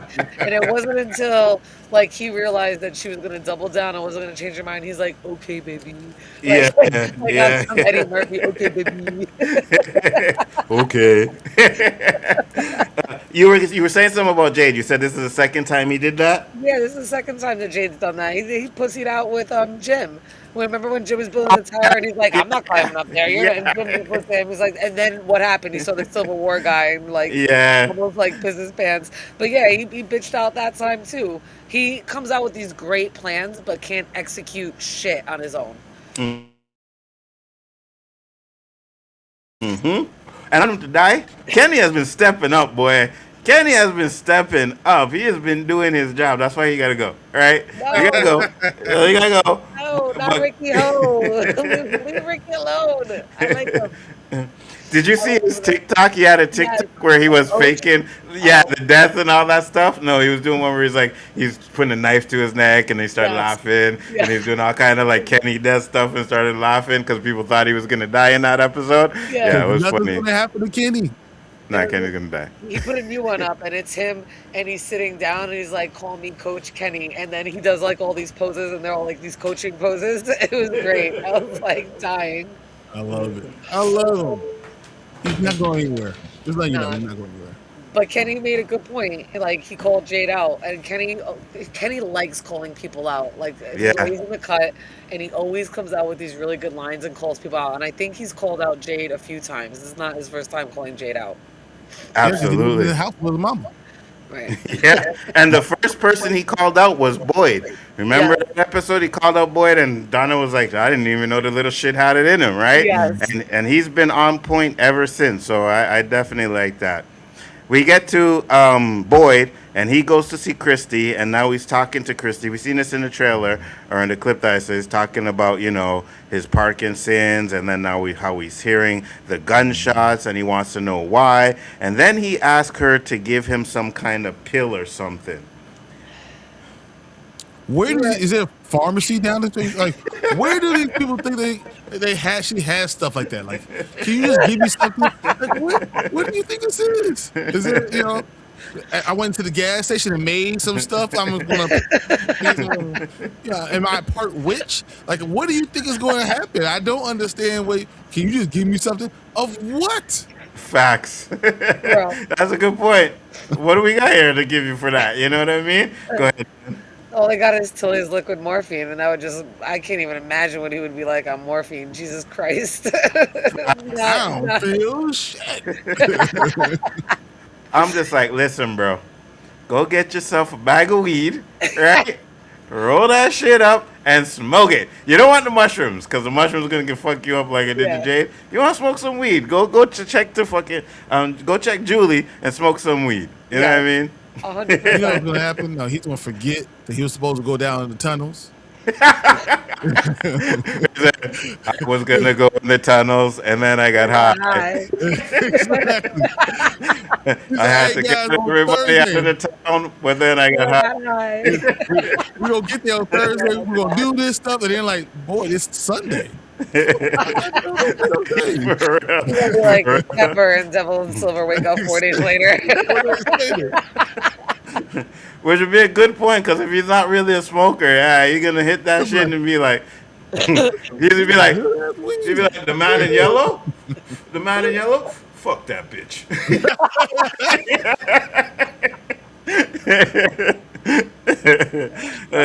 Shit. So now we get to this bitch. She has a bag. She walks into the police station. She's looking around. And then she finds the suit, grabs the suit, leaves with the suit, goes to see fucking Sarah, and comes up. Just the way she talks, bro. Ugh! Where were you last night? Innocent. I'm so sorry. I'm sorry. I heard about what Boyd was planning. Ugh! I just got scared and I was already up by the colony. I'm so You know what I mean? If it's not the fucking no, it's her with the I didn't know. You like this innocent bitch. You ain't innocent. So no one saw her going to the sheriff's office? Nobody. Like, there's still 45 people walking around this damn town. Yes. Not one red shirt saw her. Facts, 100%. No one saw her walking in there, right? She gets to this part with Sarah. Sarah asks her what's in the fucking bag, right? And she says, oh no, it's just some clothes. And then she never changes the clothes to her own fucking... Bro. Right.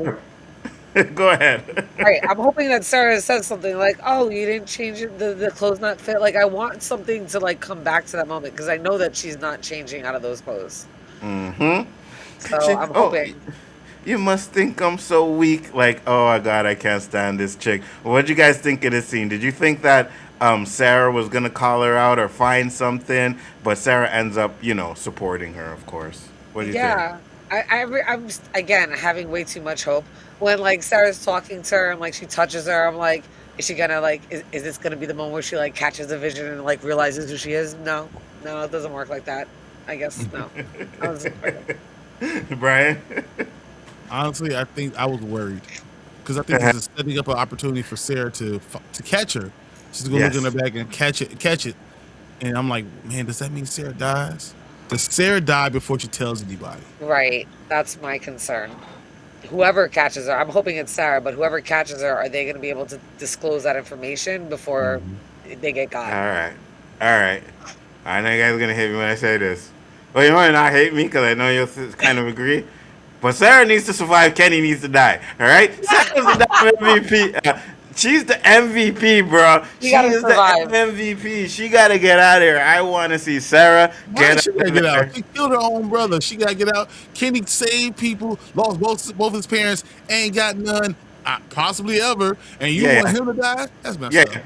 Yeah, because Kenny's fucked up. He lost both his parents in this town, right? Kenny can go. They can kill that bloodline. She gotta get out. She saved Boyd. She's been like, you go back and watch. She was like this timid. Now she's like, hey, listen, I'm gonna need to do what I need to do to protect Boyd. Like she stepped up and did what she needed to do. Oh, Yeah, he stepped up, but not Kenny. Kenny hasn't stepped up. yeah. Oh, Kenny okay. stepped up. Kenny has stepped up. I agree. Kenny has stepped up, but you expected Kenny to step up, right? We didn't expect Sarah to be like the bad man of the town, right? She reminds me. She reminds me. That's all this is. It's sexist. She reminds me of the Carol from The Walking Dead. You remember Carol started off with this weak woman and then end up Carol being the bad man? Yeah, I can see Sarah being the bad man. They need to get her some ninja swords or something, man. Have her go to town on these creatures, bro. Trust me. Sarah would take somebody and be like, go ahead and look at the flowers. Go ahead and look at those flowers real quick. Oh, yeah. Sarah, definitely. At this point, yes. I do want Sarah to get out. I love Sarah, but I don't think she's going to get out. I think she's going to sacrifice herself. 100%. She doesn't feel like she's going to deserve to get out. And it's not going to be easy. You right. She probably gonna sacrifice herself. You right. Yes, and it has to be for Ethan or Boyd. Or Boyd. Ethan or Boyd. Boyd. You know who Yeah, could die? Elgin could die. Listen. I will cry so hard. Listen. Oh, He shed one tear. Listen, man. We don't got that many people of color in this town, right? We already know. Hold on. How you gonna say that after you say you gonna kill Kenny? I'll tell you why. Because we know Asians don't like us either. All right?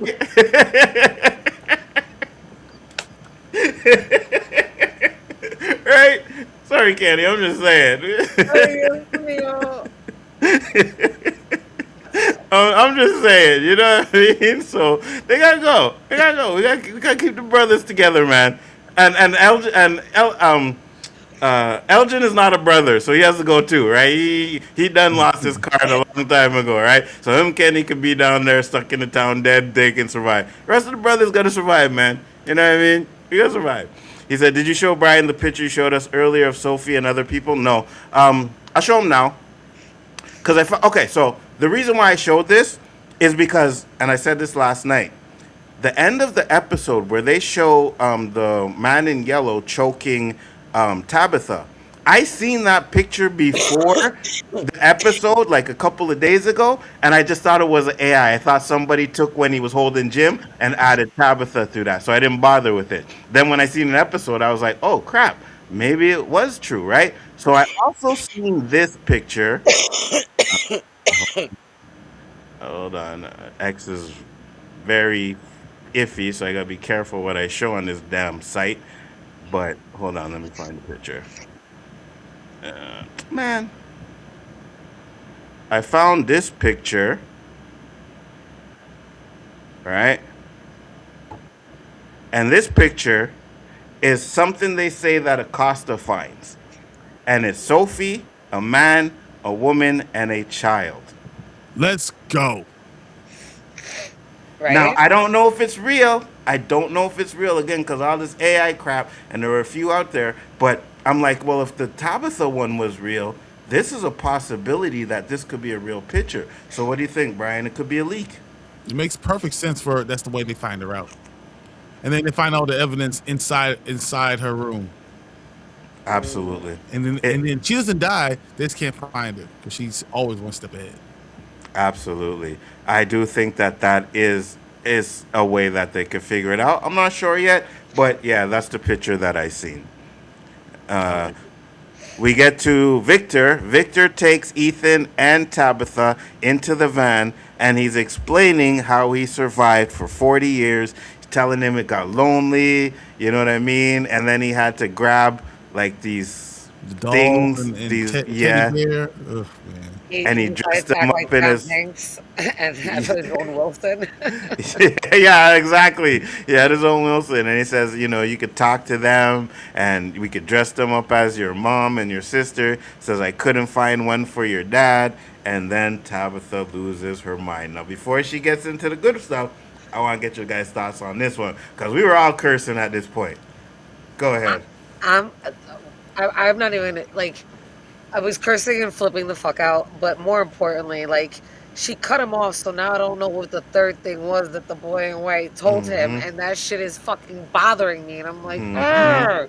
Like yet again, and now this is not even just like a no, no, no, no, no. Like you didn't want to talk about, you're denying something. Like now we just missed out on information. At least before you just didn't want to share information that we already knew, but now we just Mm-hmm. missed out on some shit because of her bullshit, and I was fucking livid with her at this point, livid. I was on the street with you guys. I was fucking livid. I still am. And it doesn't like what happens a couple minutes later or in the next part of this scene where like she has like a different change of opinion. I didn't care. I didn't give a shit. And it was like too little too late. I'm like, you're a hypocrite and a liar. And in 2 seconds, you're just going to turn around and do the same thing again. There's no way you're really going to try to save it.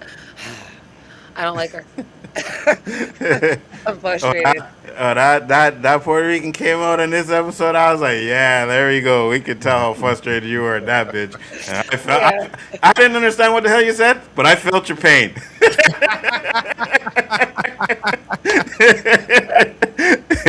Brian, what are your thoughts? It's funny because she will so willingly say I was Miranda, and doesn't Mm-hmm. understand what the What consequences that of means? Yeah. saying that. When you that means that you were the person that left him there. Mm-hmm. You're part of the reason that left him underneath in that cellar. That means you are responsible for him. So the words that you say hit 2 times harder.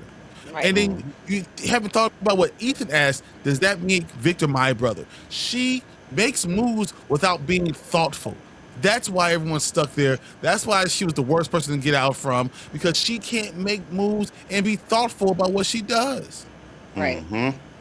Now, I asked this, and I'll ask it again. No, I asked Jenna this earlier, right? And there was something else at the beginning where I said, "Oh, this," and then this scene where she's telling Ethan and Victor that, "Don't worry, I'm gonna make sure you guys are never alone again." Did you think that was foreshadowing for Victor's death? No, Ooh, I kind of do, but go ahead. I think they're going to be separated. You think they're gonna be separated? What do you mean? I think she will not be around to save them. I believe Victor and Ethan will be separated from her in I hope some way, so. shape, or form. And that she will no longer be able, she made this promise and she can't do anything. I hope it's Victor that saves Ethan. I hope they both get out and they leave her ass behind. I freaking hope what you just said so fucking happens. I didn't even want her coming on this trip. She should have just left him alone. Yes. Oh my god. Yes, I do want them to get separated where she doesn't have the ability to save them. I do. You I know think what what? she said, and I'm not imagine they pull this damn tree out, right? There causes a giant earthquake, Mm-hmm. and they're separated. And she's on one side, and Victor, Ethan on the other side. So that bullshit she just said was awful, was wrong, and something you should never promise, especially in a place like that. So here's the thing that I'm gonna say, right?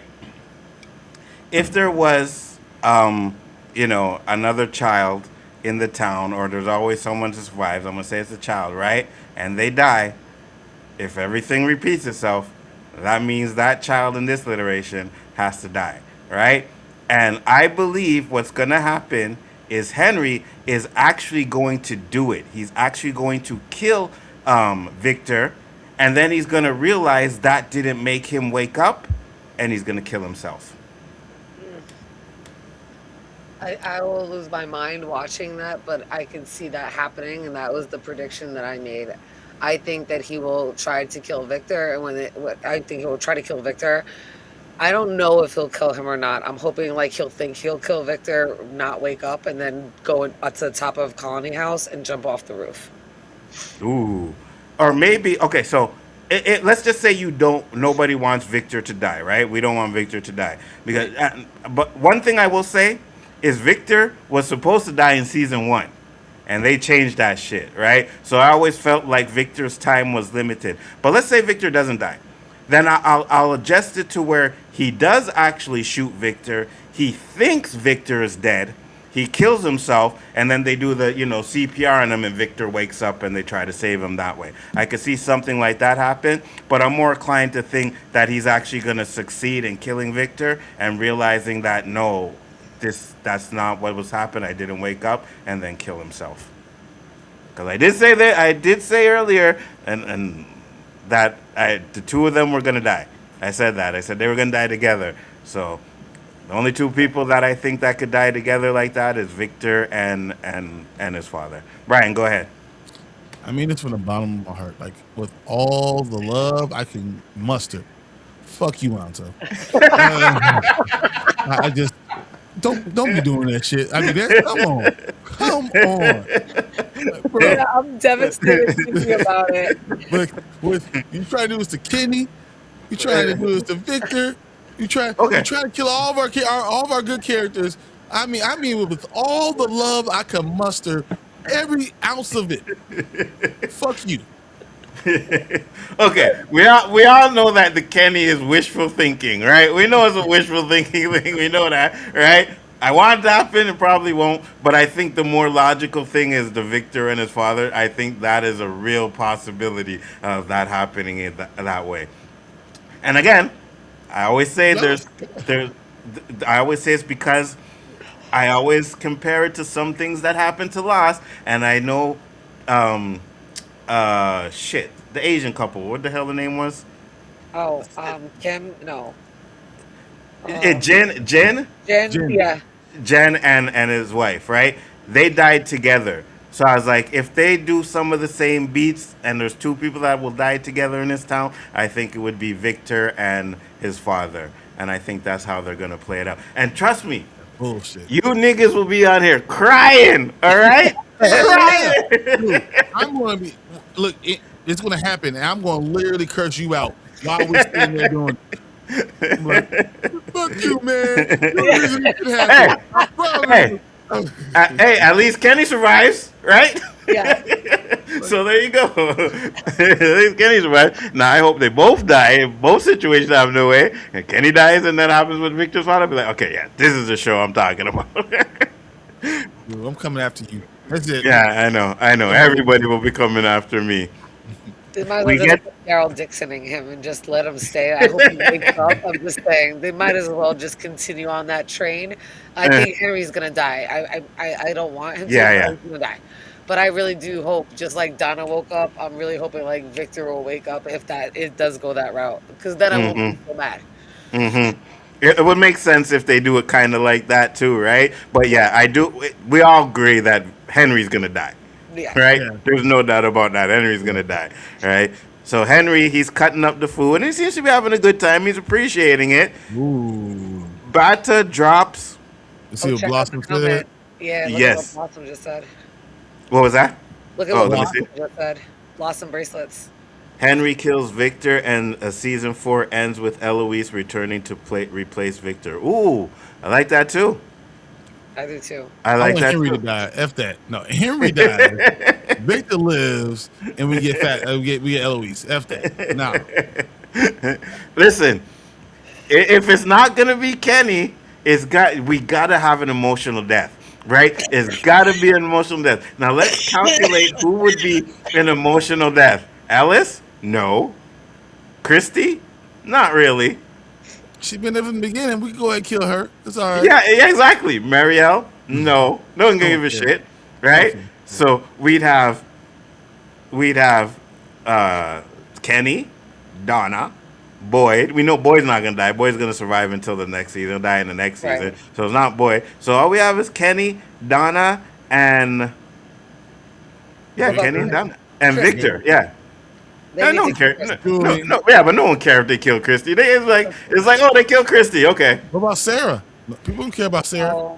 I think Sarah would be care. Yeah. Intentionally leaving out the people he wants to be around. That's all it is. Yeah. No, Sarah would be an emotional one too. But I think the creature Elgin would be emotional too. Yeah, laughing. People will be laughing it'll motion. be emotion. I'm like, Yeah. yes, it happens.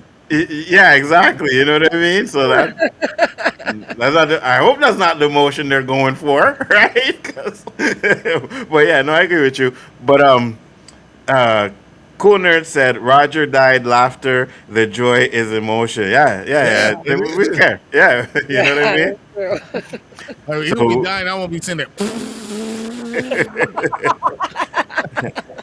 but just imagine the emotions of watching Henry kill Victor and then not waking up and breaking down and crying and then killing himself. Ooh, that would be tough. Let me give you an Abraham story. He almost kills Victor. Yep. Yeah, He stops, realizes he's wrong, and then kills himself. And on the way to almost die, about to die, he sees Eloise and he realized I made a bro. mistake. And then Why? Listen, I get it, but why are you guys? Are you saying I'm trying to kill everybody? You guys are trying to save everybody. I mean, I killed Henry. I have no problem with Henry being gone. I have no problem with that. Yeah, Sarah, but we if Sarah goes, she goes.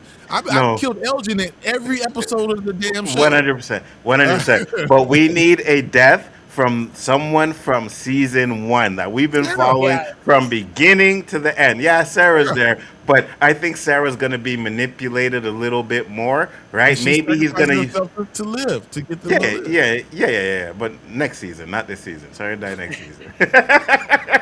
You know what I'm saying? She can die next season. I You know? gotta sacrifice next season. Yeah. Yeah, we can do that. We're not sacrificing her none. So yeah, Victor, I'm sorry, Victor, but I think I want to change from Kenny to Victor now. Oh, look what Cool Nerd said. He said I'd stop watching if Victor dies. And that's me. A lot of people that do that. You can't do that. That's too much. It's too much. No, you ain't gonna stop watching. You know that's a cap. Just like we all say, "Oh, boy dies, we can stop watching." You know that's cap. You know we're still watching. We're still watching. We may hate watch, I right? don't know, man. I don't know. You might take some of my motivation out. I mean, I want to know what happens. I might watch one of these recap shows and tell you, like, I'm not going to tell you. I'm not going to watch it immediately. I'm not doing a watch party. I'm letting you know I'm not doing a watch party. Boyd dies. No. I'm still watching. I'd hate it. I'd be cursing every episode. You motherfuckers killed Boyd in this crap. I'd probably say the show is crap after that, right? We'd be like, oh, man, this show has been shit from the start. You see what I'm saying? Like, I don't know what we were thinking, bro. You know? But yeah. He said, I stopped watching when Opie died on Sons of Anarchy. Okay. Oh, man. Okay. He says, so Henry wakes up and he's in the hospital and Victor's there with his son, and he explains to him what happened, and he said, you came home, you took 2 hits of acid, and you've been in a coma ever since. And then they talk about, you know what, let me just play the scene. Let me just play it. I won't play it all, but let's play it. You got some bed sores, right? That sounds like 40 years. This might not be easy for you to hear. A long time ago, Mom surprised you on your birthday. She came home with 2 hits of acid. Do you remember that? Of course, I remember. Okay. Well, there was a problem. There was something wrong with the drugs, and you had a really bad reaction. And it was like you weren't there anymore. And you've been in this facility ever since. So they're giving him an explanation as to why he's in there. Now, when they woke him up, they actually woke him up with playing the music, the wife's song, right? No, They're not playing Later. Oh, Later. and that was later. Okay, yeah. Right. So that's the time where he gets the explanation. Okay, yeah, you're right. What do you guys think about that, the explanation scene? I agree with you. Like, how would he know what Victor looked like is the first thing, and the second is there's no, like, he has to remember back for the last 40 years. No way can he sit there and think everything has been since he's been in a coma. Like, I'm sure he remembers Right. it. He's got to be like, how did Yeah. that be that way? Talking, like, he's like, all right, well, did I ever file a police report? Like, let me find, like, then I need to speak to the doctor. Doctor was, who's my, like, I would ask more questions. He doesn't ask Yeah. any questions. Part of it is probably because he's like in such shock because he doesn't really know what's going on. But as the visions continue happening, he still doesn't really start asking more and more questions. Probably because that's really what he's going to start focusing his hope on. He's hoping that this is actually going to be real. Absolutely. You make a good point because it's like, wait a minute. So you're telling me that I've been in a coma all this time, but I've been living a life while I'm in a coma, right? Yeah. Exactly. I went to the cops when you guys were missing. I got in trouble to Yeah. tell me. All of this happened when I'm in a coma, right? No, yeah. And then that- you imagine you see Tabitha. You go through the whole thing with what happened with Miranda. Yes. You go in a car accident. The ambulance. That is convoluted as hell. Yeah, 100%. 100%. You got to start thinking, like, no, that what I'm happening in that hospital, that's not the right one. This is real. You would think that. Brian, go ahead. Your thoughts. Yeah, I think honestly he's not able. Doesn't have a clear mind. So you're Yeah. drunk. You're The fucked alcohol. up, and you're still trying to figure out what's real, what's not. I think that's just the worst idea. He ain't drink no water. He ain't trying to figure out nothing. I thought he would go back there and say, "Give me some coffee. Let me sober up. Let me figure out what makes sense and what doesn't make sense. Let's start to break these things down." Once again, if Henry was going through this and he told somebody, maybe someone would help him. But right now, he's holding it all in, and guess what? That's what caused his end. Absolutely, 100%. You are 100% correct. You got to sit. First off, he's been drinking way too long, right? You know what I mean? So you've been drunk all this time. You're coming off of it now because he hasn't really been drinking, but he's coming off of it now. But we already know he's been drinking for so long, right? Could affect something like that. And you got to start thinking like you got to start breaking these visions down, right? Especially if you know where you are, you gotta start breaking it down and be like, okay, wait a minute. I gotta think about this logically, right? I remember this whole life after you guys left. Like, you may not remember every day, but you remember the major things that happened in your life. And you telling me while I was in a coma, I had all of these visions of something and then I remember them as I'm waking up? You know what I mean? Like, I remember all of that stuff. I'm waking up from a coma in 40 years. Like, nah, that doesn't make sense. Doesn't make sense. And then you wake up from a coma in 40 years. Your speech isn't going to be so great like it is. You know what I mean? You're Right. not going to have any functions at all, really. Like, so, yeah.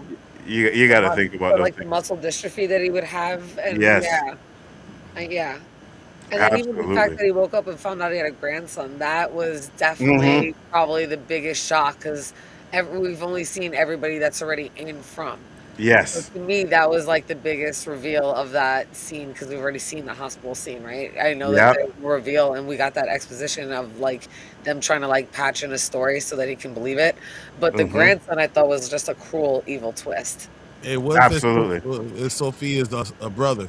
In that picture, if you see the face of her brother, that's her brother. Ooh. You the one from the picture? Go Yeah. back to bring it up. Yeah, I like that. Hold on. That's awesome. Because you He's don't young. see his full You don't- face, you right? don't And see he's his young. face. You don't Yeah. know. Exactly. So that's her brother, and that's something he could see. If Henry sees that, maybe he figures it out too. I like that. I like definitely like that. Still All got right. Yeah, because it kind of looks like the father. Like Yeah. yeah, does. yeah. Mhm. Absolutely. We get back to Ellis, and he's packing a bag, and he's telling Fatima he's gonna go into the hospital to stay with her. Fatima's like, "No, you can't do that." And then Fatima kind of agrees with Marielle that maybe I could do this to help, and you know what I mean. And she knows what she's afraid of, and then Ellis says, "Okay." And he decides that he's going to be the supportive boyfriend. I know you guys hating on Ellis right now, but he did the right thing in this situation. He's a husband. Yeah, he did the right thing as a husband thing. What do you think? Go ahead, Brian. As a husband, I will say this: there's two things you have to do. You have to listen to your wife and do what she asks you to do. A lot of times, and you also need to lead your wife. All right, and that's a balance. You need to understand how to do both of 100%. those things as going around. I believe Ellis does a lot of listening to his wife. He doesn't do a lot of good job leading his wife because he's so unsure of himself. And I think she's looking for it. She's looking for that information and that person to do that, and he's not able to do it. He has a lot of growing up to do, but he hasn't had an opportunity. He was at that point, 20, 21 years old at this point now? So he's just very young, and he doesn't have all the capabilities to lead the way that he needs to. So I don't blame Ellis for being who he is. I do not. I just say that who he is not that great of a person right now. I got you. Jen? Yeah, I like that she shut it down for him coming with her, because I think she needs her space and she realizes that he is being more of a hindrance. And even when he kind of like kisses and makes up with her after he kind of was a dick about it at first, he kind of did the right thing as a husband. He gave her space. He believed in her, and he let her go, and do her thing, because he knows he needs to, because he's not right and ready to be there for her the way she needs him to be. So he'd rather be supportive from a distance, and I think that was the right move. Absolutely, 100%. And I know. Nzo, if you're in this situation, would you do it? Would I do what? Would you let her go? I'd let her go, but I'd still go, but I'd let her know that I'm going to support you and not tell you what to do, right? Because that's why she don't want him to go, because it feels like he's going to be like, oh, no, you can't do that, and be aggressive and not listen to her, right? I go, listen, I don't want you to be alone. That's the reason why I'm going. Whatever your decision is, I will support your decision, but I'm not going to let you be alone. So I would go, but I wouldn't hinder what she wants to do. You know what I mean? We could have a discussion about it, say, that's not a good idea or whatever, but you make the final choice. So that's what I do. And I'll say this too. I was complaining about the Gollum thing. The Gollum was in the attic, so I didn't realize that at the time until we watched it and been like, oh yeah, the Gollum's in the attic. So then I wouldn't have a problem because we're not sleeping in the same room as the Gollum. So yeah, I'll support you, because I know that shit's upstairs, we down here. So I'll support you on that. It's only if we had to sleep in the same room. So yeah, I would support her. I would go with her 100%, but I would let her make the decisions. You know what I mean? Yeah, I like that. That's the right answer. Right, that's the right answer. Because you don't let her go through. You don't let her go through it alone. Exactly. Yeah. Yes. We're married. Yeah. I dedicated my life to you. Yes. I'm going to tell you, like, I'm going to be there. I'm going to let you drive the way this is going to go. But when you need support, you don't have to call and ask for me. I'm going to be there. Understand that we're not going to not be in the same place. We're not. 100%. At any point in time, our lives could end. I'm going to be right there with you, but I'm going to be there listening to you.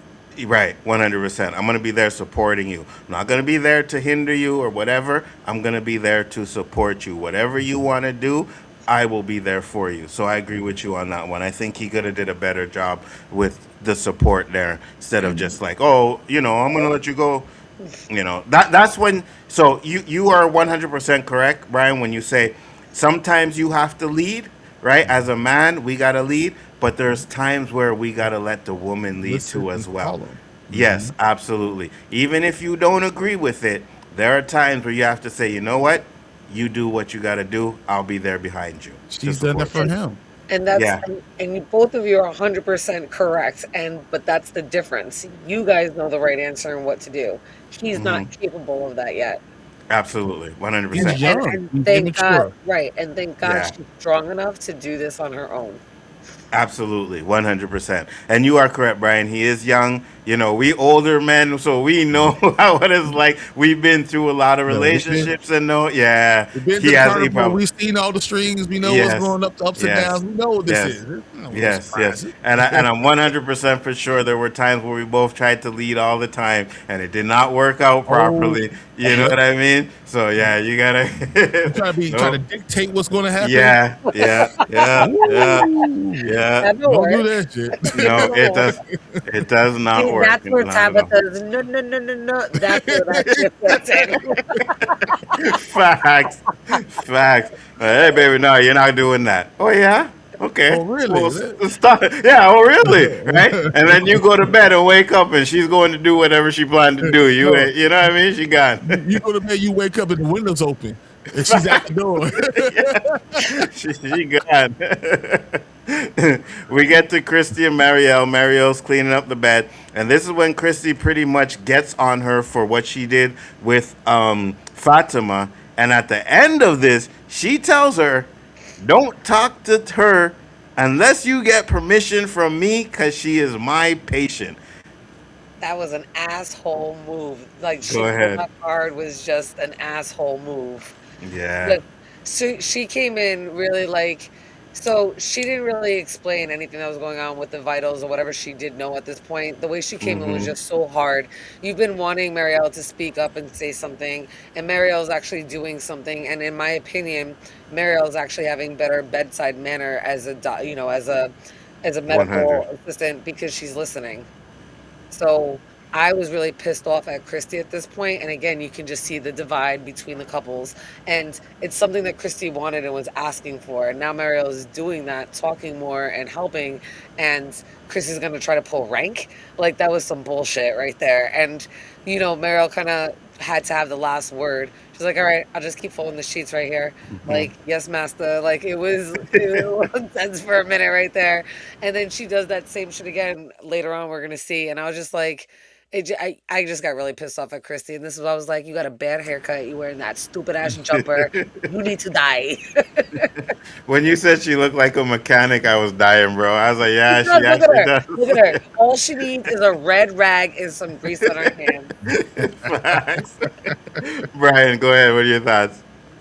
It sounded very much not even like as a relationship of it sounded like a doctor being being an asshole to a nurse. Yeah. Mm-hmm. Someone who's Mm-hmm. being, a nurse. You know how it goes. Doctors run around to different rooms and they don't really have 100.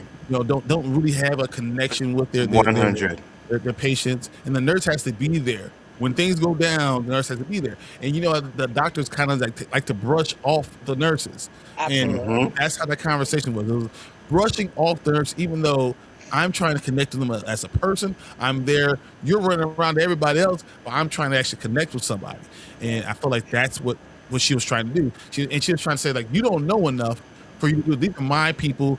This is my town. And just like a doctor said, I'm the doctor. These are my patients. Instead Yeah. of realizing if you don't work together, shit's never going to go right. And I think that she was going down the wrong road. I think she needs something else. And you know what's I, crazy? Oh, go sorry. ahead. No, go ahead. It's crazy because Christy hasn't really been like afflicted by this place at all. Like, she's Mm-hmm. had like emotional heartache and heartbreak over this place. Nothing's really violated her body. Nothing's really taken over her and put her in any type of contact and intimacy with this actual place like it did to Marielle and like it's done to Fatima. So the fact that Christy's trying to pull rank on something she has no experience with is also really frustrating to see. And again, keeps her out of touch. Like, there's people that run their mouth and act like they know so much just because they read it all and they got good grades about it, but they've never experienced it. And they still try to pull Mm-hmm. rank just because of whatever knowledge that they think they have. And that's what Christy's trying to pull right here. And it's frustrating because you really need to listen to Marielle. You need to listen to your patient who's Fatima.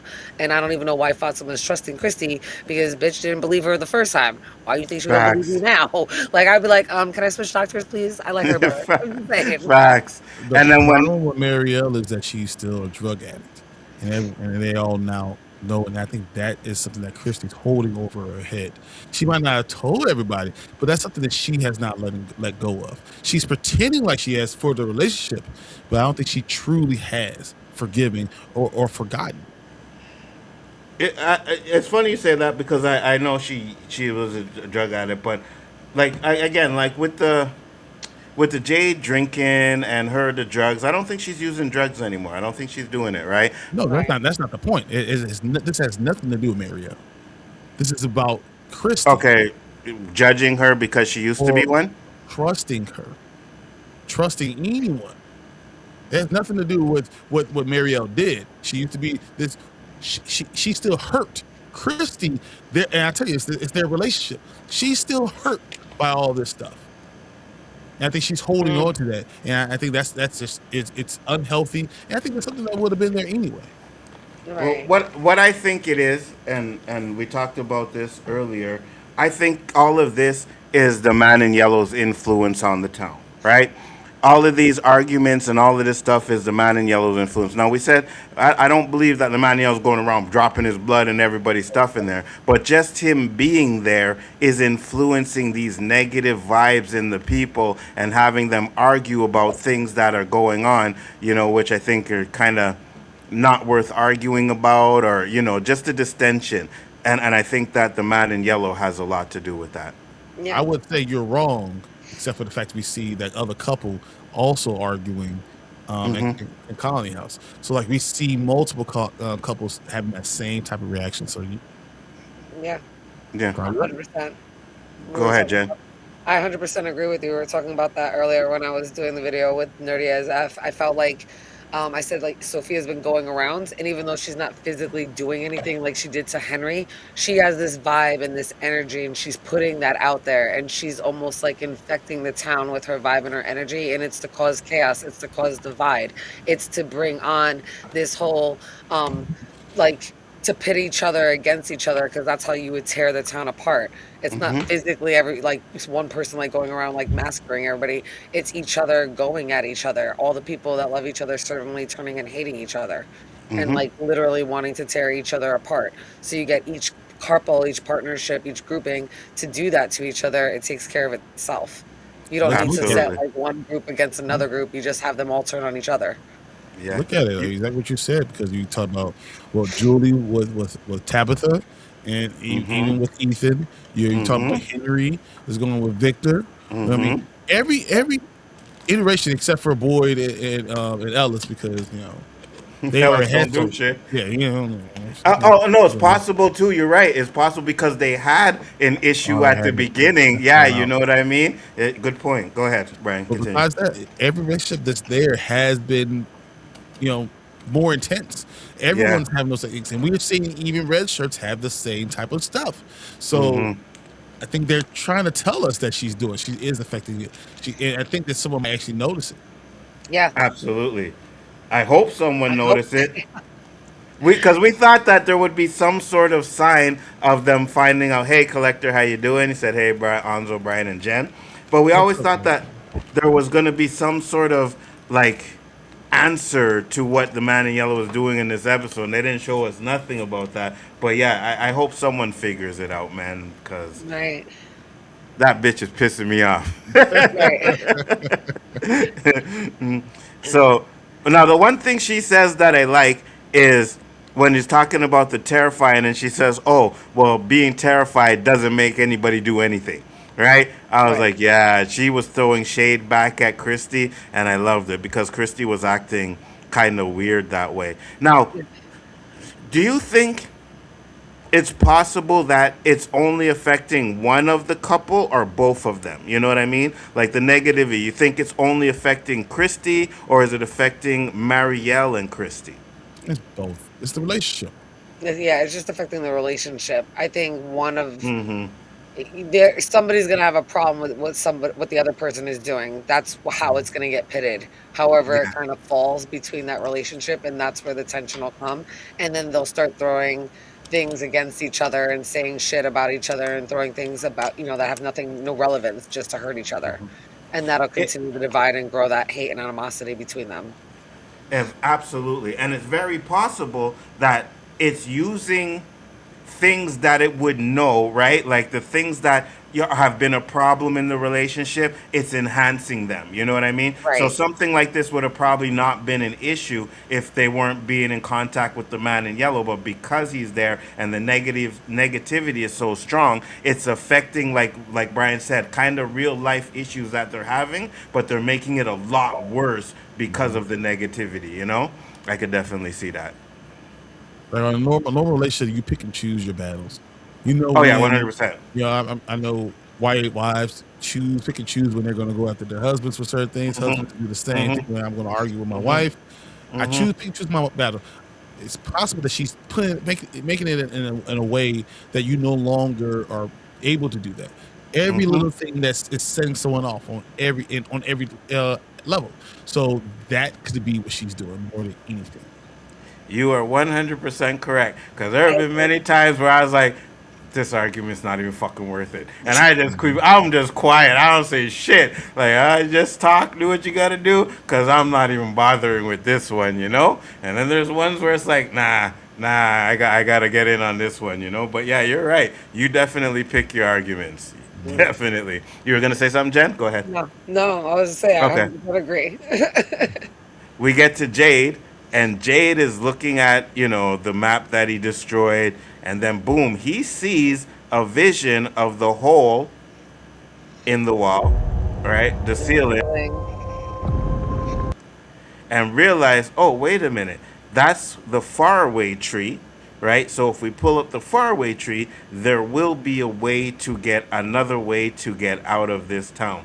But when he picks up the bowl, the way he's looking at the bowl, and I said this last night after you left, Brian, it kind of reminded me of Jen's fishbowl theory, right? Mm-hmm. When he has the bowl. So go ahead, Jen. Yeah, it does remind me of the fishbowl theory. So even if it's coming out from the ceiling, the way he has it flipped around makes me think of it. Yes. And then I thought also the upside down from Stranger Things. So if it does pull it up, it could just be an invert of a bottle, that kind of a thing, or of a fishbowl. The other thing I was thinking of though is, what if that's like a well, right? And pulling up the bottle tree would then cause the flood, and that would be part of, that would be the cliffhanger going into season 5. Ooh, I like that. I think that would be too Definitely. early on, but I can see it happening too. I like that. Brian, your thoughts? I like that, but my question is, if they pull up the tree, what if the talisman stops working? Mm. You know, Interesting. you mess with the actual power of all the stuff. What does the talisman have? It has the same stuff from that emblem, right, on it. And I'm just saying, is it possible that you lose the connection? You lose the connection with the faraway tree. You lose the connection with the talisman, and now no one is safe. Well, you know what? To be honest with you, and we'll get to it, when the man in yellow says that, Tabitha's going to unleash pain and suffering that you've never seen before or ever experienced before, yeah, I think you might be right. There could be a possibility where pulling, kind of like, and again, I'm gonna say it to Lost, kind of like in Lost, when they pulled that log out of the water, everything stopped working, the power went off, right, and that's how they were able to kill John. So maybe a possibility, pulling up that tree, like you said, Brian, makes the town normal, where you're able to kill the monsters, right? Where you're able to kill certain things, where all that power that was in there that was keeping the monsters immortal, right? Keeping the monsters immortal and all of that shit, the talismans from working and all of that, it all dies when you take out that tree, like a cork, right? Right, like a cork. I have a question. Do either of you, after doing the video with Nerdy F, my question is, do either of you think it's the wrong move? I do. Ooh. Let me hear it. I think that literally, I think the only thing is stopping them is their rules to from. I think right now they've had 4 years of rules that's allowed them to live in that place, and not like how it was with Donna or when Boyd first got there. There's actually rules that you can live by. I think they pull up that tree, everything changes. Everything they thought they knew stops. All the freedom they had during the daytime stops. Yes, they might be able to get more answers. They might have the bones. They might have to figure out how to get to the Lake of Tears. But everything else that they think they know stops. Maybe that's also the thing that keeps the man in yellow, from just running to the town and killing everybody. You don't know what you're messing with. You're going to pull up that tree and you're going to release something, and you're not going to be ready to deal with any of it. Right. I like that. I personally don't think it's the wrong move. I think it is the right move. I think it is what they have to do. But we always got to go back to the knowledge comes at a cost. So doing it is the right move, but there is going to be a cost that happens in this town that they're not going to be ready for. You know what I mean? So I think that's the way to go, because if you really think on it, they're right. You can't go into a situation where there's only one way to get out, What if pulling out the tree reverts them back to not where you would actually see it, but like cuts off everything and has them back in like a primitive time where like they have no Hmm. place to hide Yeah. anymore. And Hmm. Exactly. now, if Plasma even doesn't if they work. go All right, this. even if they go towards a settlement, the ragdolls come back into play. So there Hmm. can be a whole bunch of like. You're right. It could break the rules completely and change everything. And remember, in the bottle trees, there's dates in there. So what Yeah. if that thing they do pull it and suddenly they all start seeing and like different things in the cycle start appearing to them because all the glasses or the bottles break, and like Hmm. and the actual hole in the bottle trees would be like a portal. So let's just say it like starts flipping them in or starts separating And them. they start traveling to through different time periods, Yeah, I like in mean, Lost. yeah, like Yeah. I'm lost. Sorry, No, I feel it's you. your fault. You got me out thinking lost. I'm sorry, but Oh I now know I there's love there's it. a lot of differences, but the beats in this show have been kind of the same going through. It's a little bit different now because I haven't really caught any like connections too long, but I actually stopped thinking about it for a while, right?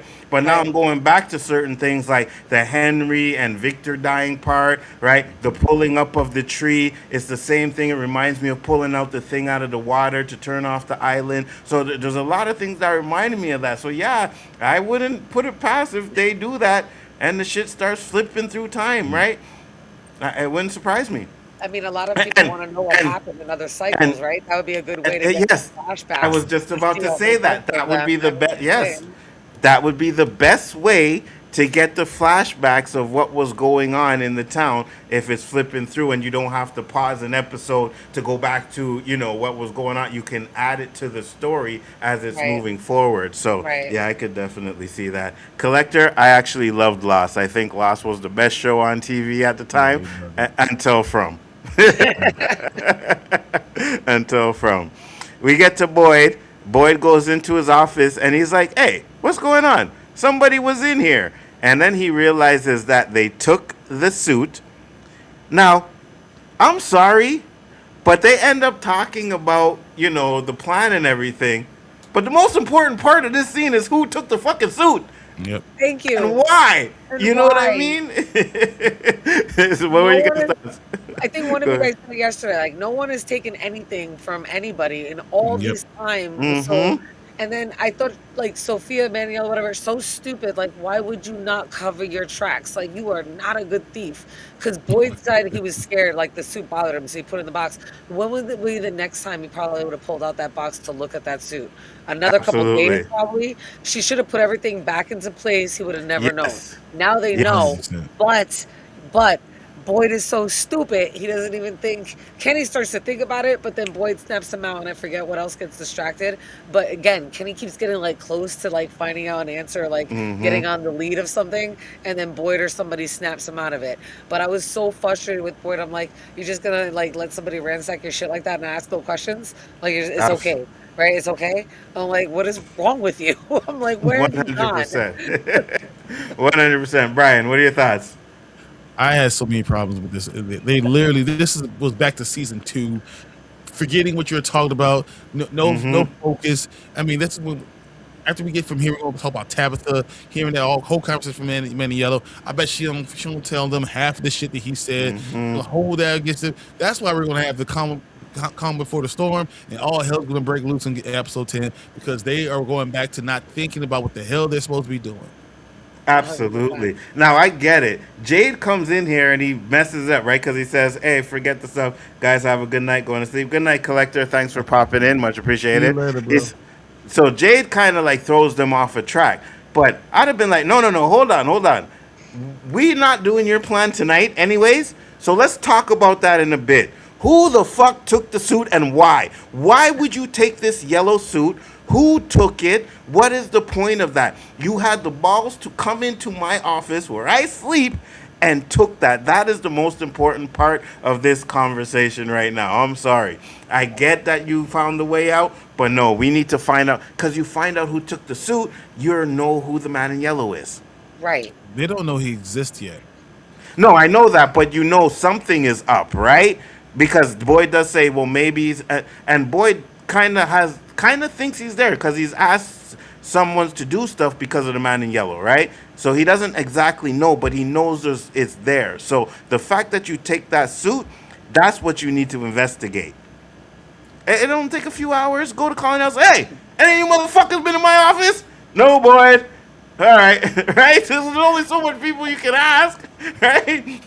So, and then and most of them are in groups right now searching for yeah, shit. Just go to the yeah, diner and he's already there. yeah, Just go across the street yeah. and be like, "Yo, anybody know where this suit went?" Because right now Sarah's there. Sarah can be like, maybe Sarah would be able to put two and two together. Be like, "Wait, did you clothes were missing a suit?" Like Sophia didn't say where she went. She just said she went to go find clothes and was trying things on. Like Sarah might be like, maybe she thought it was a place to find clothes and she went through your stuff.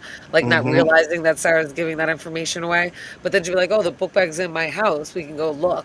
You know what I mean? So we'll see. I mean, we'll see. They're not really being smart about everything these days, but we'll see. You go ahead, Brian. No, it was so idiotic. But it's 2 steps forward, 3 steps back. So we get the 2 steps forward when we get it from Jade, and then 3 steps back because they forget about what they're supposed to be talking about. 100%, right? Because even Jade, right, they're trying to find answers, kind of knows about the suit, so knows something is going on there. Like, let's have a conversation, but let's just go ask a few people first. You know what I mean? Come with me. We'll talk while we go on this little asking who took it, right? And then I would suspect 2 people.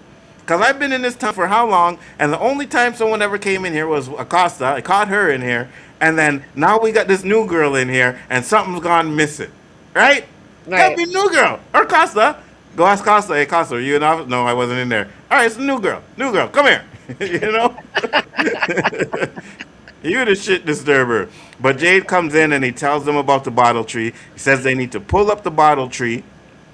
They need to pull up the bottle tree because there's an entrance there, and Boyd's kind of not into it, and then he walks away. Now, again, we had Boyd doing this last episode, questioning. What are your guys' thoughts about him questioning again whether Jade is right or not? Again, just more of that kind of divide that's kind of going in between. Makes me just feel like there is absolutely nothing that Jade says that is Boyd's going to be okay with, because at this point he knows the answer is in the tunnels and that's going to cost lives, and he's not willing right now to hear any kind of thing from Jade. So he's just naturally going to keep fighting. So between his own demons that he's torn between inside, it's going to hinder any kind of progress he has with Jade at this point. Absolutely. Brian? Boyd doesn't want to sacrifice anything. I think actually it was funny because what they said before was that it doesn't matter what I say, Boyd is going to say no. You know, and I think it's going to take someone like Kenny to actually force what's going to happen. Say, you know, this is a good plan. Tell the entire town, hey guys, we're taking a risk. Anyone who goes down there is going to be taking a risk. Understand, we all need to do this or we're never going to get out of here. So I have a question for you. At this point, do you think Boyd should even be one of the ones going down into the tunnels? His old ass need to be sitting up there up top trying to lead everybody else later. But he's also the only one that can think on his feet. Because we saw what we had Kitty outside. That motherfucker was supposed to be running, and what did he do? Sat there. He stood there. I know. Headlights. I know, bro. I would have juked that thing in the chest and been gone. Phew, you know what I mean?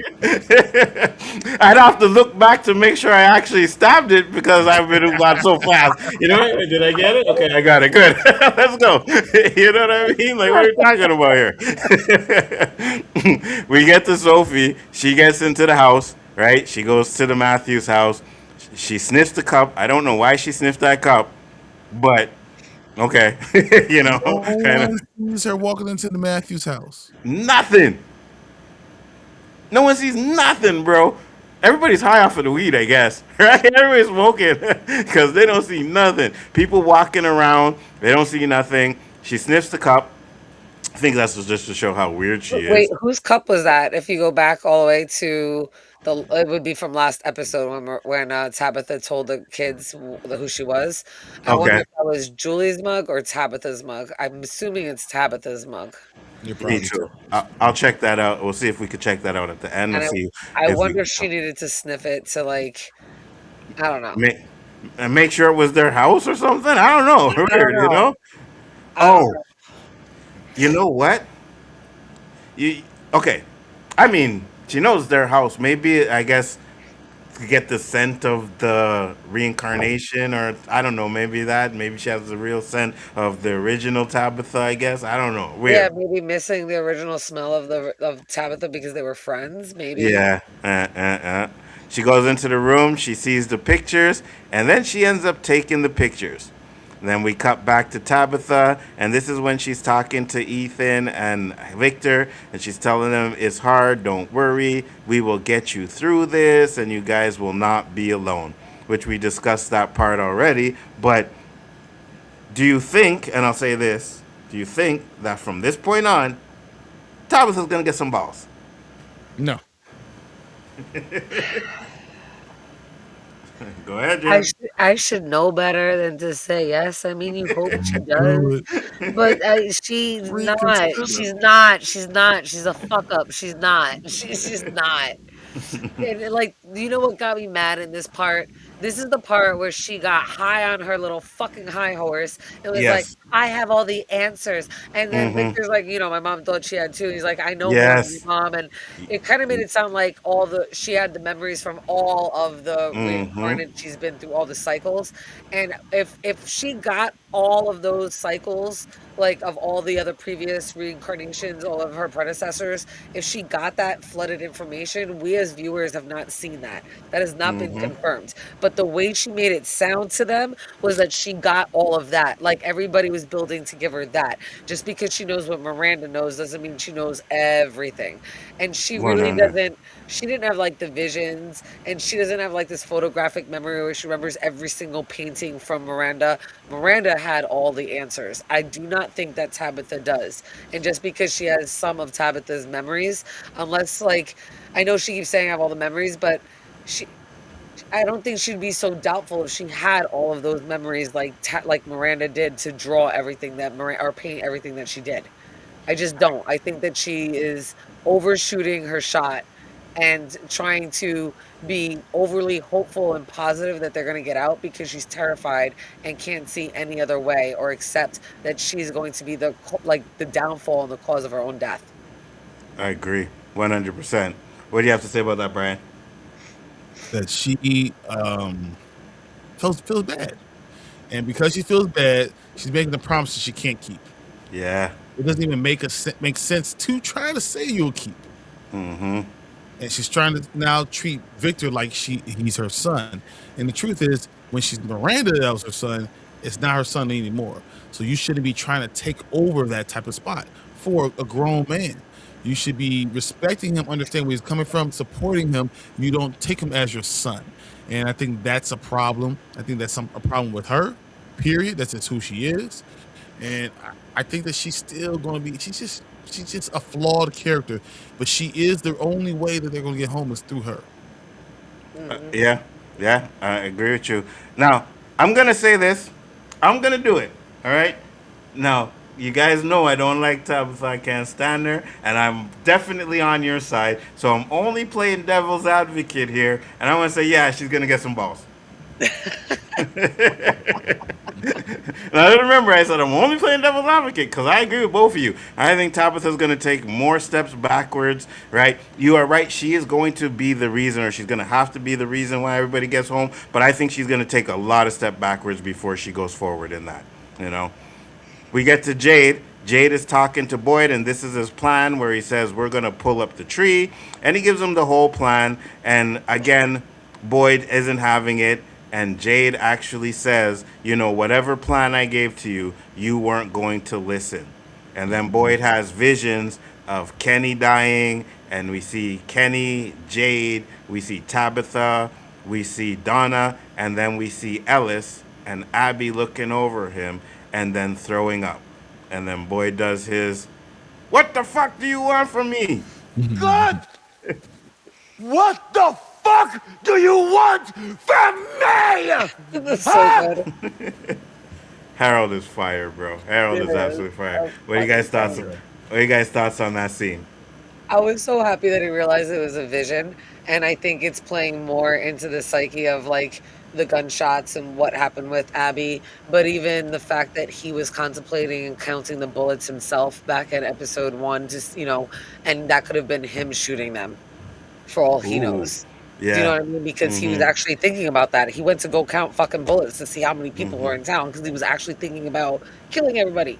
I'm just saying. So I think like the fact that he's seeing himself as Abby and it came to that, but he by accident, like not by accident, but he actually killed her to stop that. Now he's turning into what she would have done, but without being told it was a dream, like that he went there is really weighing on his conscience. Like, how can you save everybody but had a secret plan to take them all out? I like that. Brian? It's another relationship that's going bad. Facts. 100%. Myself and I are all arguing. We get to Henry, and Henry's having a conversation. He goes to the grave. He's looking at the grave, and this is when he has the visions, right? And it's them playing the song. He wakes up, and then the nurse tells him this. Just telling yourself that it's not won't be enough. You have to forcibly disconnect from whatever is anchoring you to that version of reality. How? You have to eliminate the anchor. Now, this is interesting because Nzo said he might kill Victor. What's his anchor in that reality? His anchor in reality, not just his life, could be Victor. Yeah, 100%. I 100% believe that anchor is Victor, yes. And I also think, I don't think he's going to get another flashback. I think he's going to have to figure that out himself, right? Because that's the torture, right? It's like, oh, you need to find your anchor. You need to get rid of it. And then don't give him the answer as to who the anchor is. And he feels like he's stuck in there. And I need to get back there. So the desperation for him to get back to this, what he thinks is the real life, is what's going to drive him to do what he's going to do. I agree. And then she says, What happened? I lost service.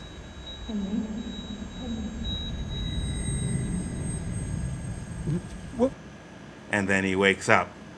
And that's when he has his please help me and a very emotional scene, which was great. But what were your thoughts on that scene, guys? It was heartbreaking. He really, you could see, for one, when he went into the actual vision, he looked like he had more color and looks healthier. Yeah. Here, he looks more drained and more sickly. Like he just does.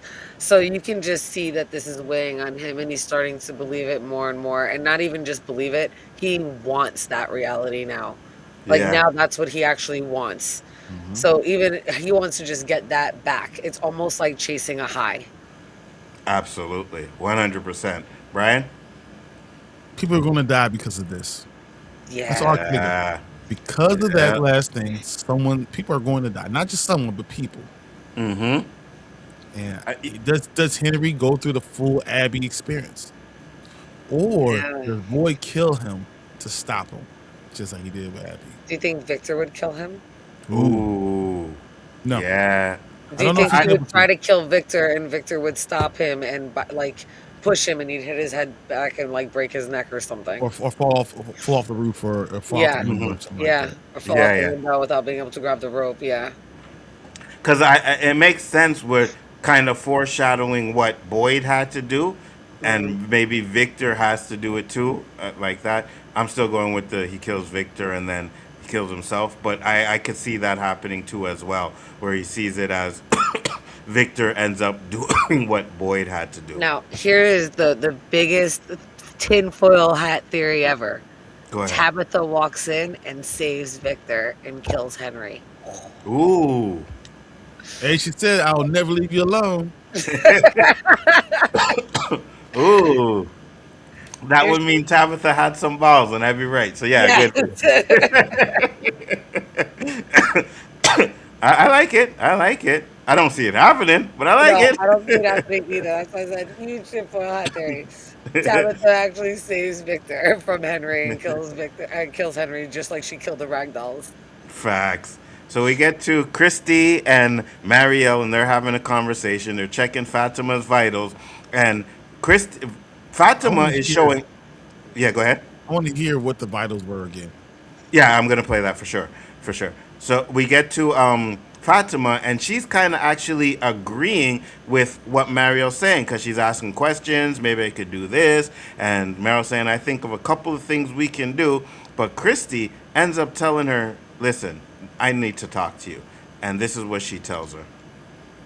Okay. If I was Fatima, I'd be like, "What the fuck you taking her out there for? What you gonna tell her that I can't hear?" Okay, you heard her. She wants to do this. She wants to try. Are you really going to tell her that she can't use what's happening? Her blood pressure is 53/33. Damn. Mm. Her heart rate is 19 beats per minute. That's impossible. I know, I checked twice. I mean, medically speaking, Fatima shouldn't even be alive right now. Yeah. Go ahead, Brian.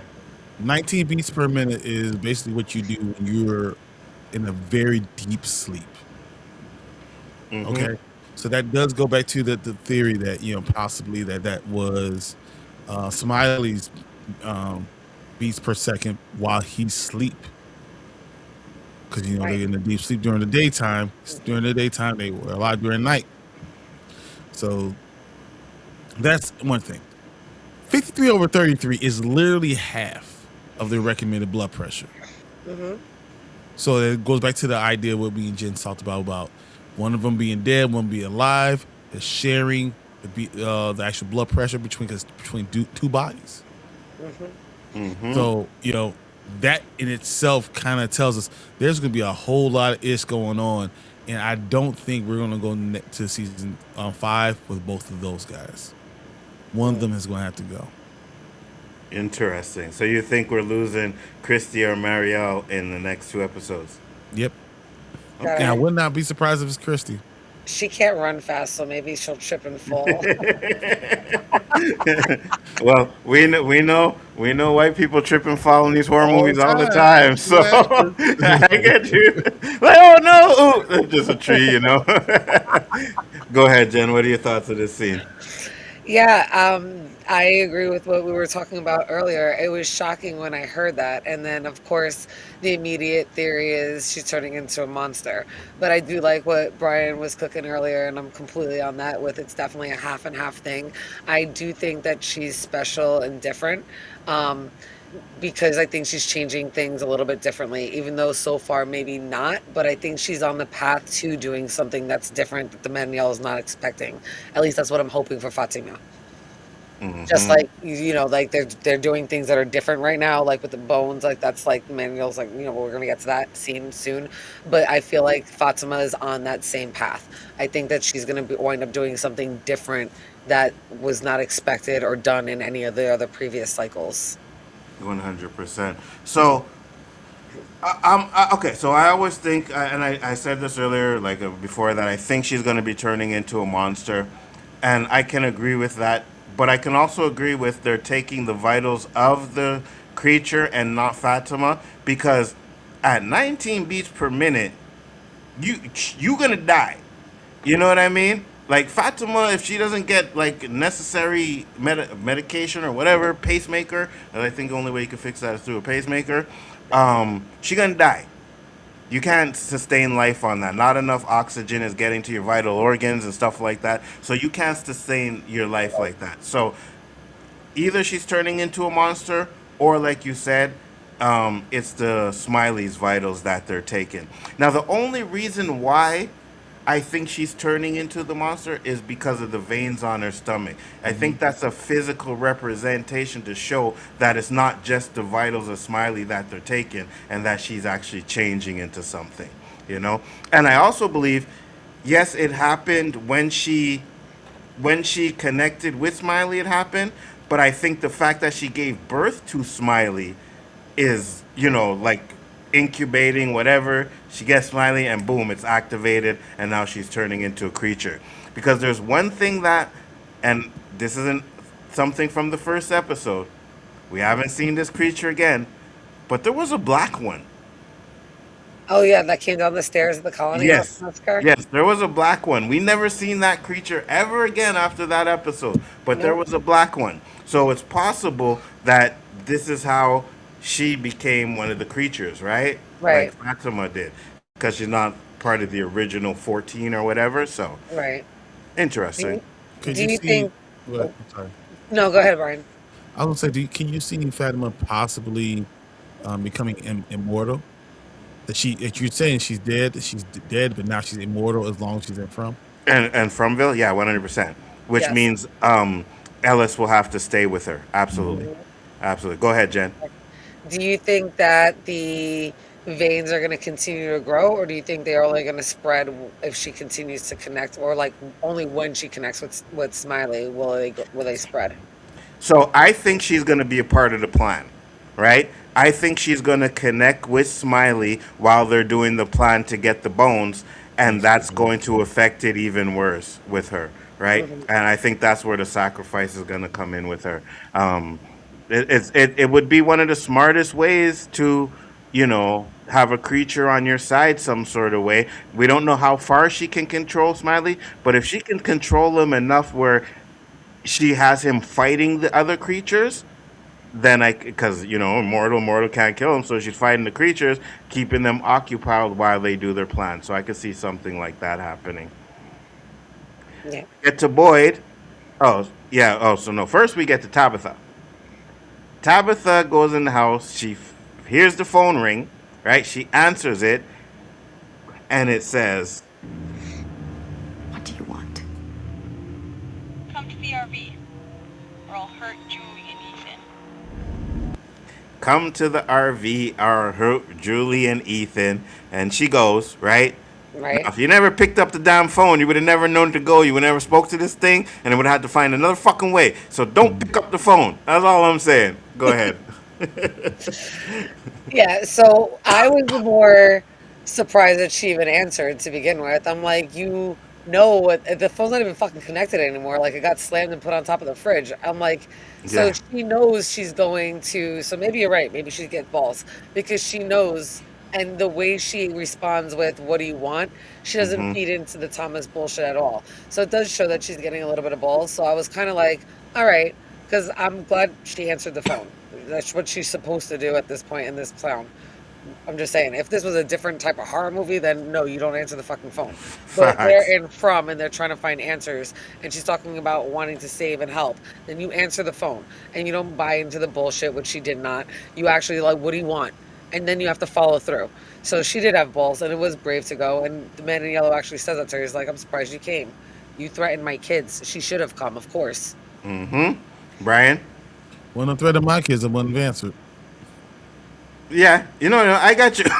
I hear ringing, and I'm gonna be looking at the phone. I'll be like, last time I saw someone answer the phone, Jim died. You think I'm about to answer this phone and go back to the RV where Jim died too? I'm throwing that phone out the window. If it don't stop, throwing it out the window somewhere. I'm taking something and smashing it. There is no way, bro. I'm right there with you. Like, why? I'm lighting on fire. No, you're not getting no contact. I already know fucking knowledge comes at a cost, and now you want me to answer this damn phone? Nah, I ain't doing that, bro. I don't want to know doing that. Facts. We get to Boyd, right? And Boyd has a confrontation with Father Cautry. And Father Cautry is the one that actually convinces Boyd, because we know he's going to do it with this plan. He tells him, you need to get over Abby's death. Abby's death is the reason why you're so skeptical of losing people. He also says, you've been a Marine, so you know when you go to war, right, you're going to have casualties. There are people that are going to die, but you save the majority of the people. What were your thoughts on this scene, guys? And the more confirmation that Father Cautry is definitely not on the Man in Yellow's team or side. Absolutely. It is definitely from the boy in white, in my opinion. Just like we found out the boy in white helped Victor, the boy in white feels in this form and in this way, he can make progress. When he revealed himself to Christopher freaked out, didn't believe him, shit went sideways. I think the boy in white still definitely wants to help, just can't help the way Victor wants him to by being the boy in white. Just like, I mean, I'm not saying that he's shape-shifting, but he's able to come to Boyd and to certain people, not Cautry, but certain people are able to get visions that are actually going to help them. And right now it's Boyd with Father Cautry. And this is another time that Father Cautry, in my opinion, kind of like tells him exactly what we're all thinking and exactly the Facts. right thing to do. Get your shit together. You're gonna have to make this you're gonna have to make this decision. It's a hard decision and it's a sacrifice, and this is what you have to do. And suck it up, Buttercup. 100%. Brian? That's exactly right. I mean, basically, you need to make the right decision. You need to suck it up. I mean, I think everything you said, Jim, was perfect. 100%. You gotta suck it up, do what you gotta do. Cause Boyd is the leader, right? He's always been, and you gotta be strong, and people are gonna die, but they gotta go. Now I'm gonna play this scene because this was what we've been waiting for. Good Lord. Tabitha gets to the van, she sees her pictures, and then boom. Thanks for coming. I wasn't sure you would. You know who I am? Oh. You haven't remembered that part yet. You know, your husband died right where you're standing. Jim was so brave. I really liked him. I kept one of his teeth, you know. Did you bring me here to kill me? Kill you? Heavens, no. We've been through so much together, you and I. You're as close to a friend as I ever had. Oof. Yeah, I gotta be careful because it's long and shit. But Brian get kicked out for a second. Okay, get your thoughts in, Jen. Yeah. Oh my God. This scene was so revealing. The fact that he's like, "Have you remembered me yet?" kind of gave confirmation. This line right here, you're like the friend, closest thing the friend I ever had. This made me kind of think back to my theory that I think Tabitha has witch like tendencies, back the OG one, which also ties into maybe that could be why we don't see Eloise, because if that's in the bloodline and Eloise was obviously Miranda's daughter, then maybe they have in that bloodline some type of witch tendencies, and the Mananiel might have taken Eloise. But I definitely loved this scene, and I love that you saw that it's a game. He's toying with them. They are come further than anything before, that they knew each other. It's kind of come from like confirming everything. And Tabitha went there, and she's kind of like really like, everybody's talking about the man in yellow. She saw the suit. Now she understands why Victor was so afraid. Now she has the answer to how Jim died. Now she can't stop fucking denying anything anymore. Like, this is like right in your face. And my biggest question is she going to be honest and go back like Fatima did and tell people? Tell everybody. Or she's going to fucking keep this to herself? Because if she does, I'm going to want to jump through the screen next episode and choke the life out of her. Because what the hell else for? Facts. You'd be like, no. You can't do this. No. And you're absolutely right, because telling somebody, be like, okay, so someone came in here, took the suit, and now the man in yellow was back with the suit. You know what I mean? So you can connect the suit back to something. I don't know if you connect it back to Sophie, but at least you know now, okay, the man in yellow is real, right? That confirms all, because I think Boyd's still iffy about it. I think he believes it, but he's still not sure. But this would confirm, okay, there is a man in yellow now. So I get that 100%. Brian, your thoughts? This is so intense. I mean, I think the words that were said need to be broken down and taken as law, and then kind of going from there, try to figure out, extrapolate where did this happen? How many times has he talked to her? When did they really find this relationship and understand who each other is, or for her to know who he is, and that he's talking about things you haven't been here yet, so he knows what the future is going to hold. So what does that mean for her? Can she change the things up? Does it matter if she tells anybody? I'm not sure it does. I was hoping she would tell Julie, and Julie might like freak out and think the Maniel is Yeah. coming after her mom, and that'll also push her over the edge to start story walking again. I like that.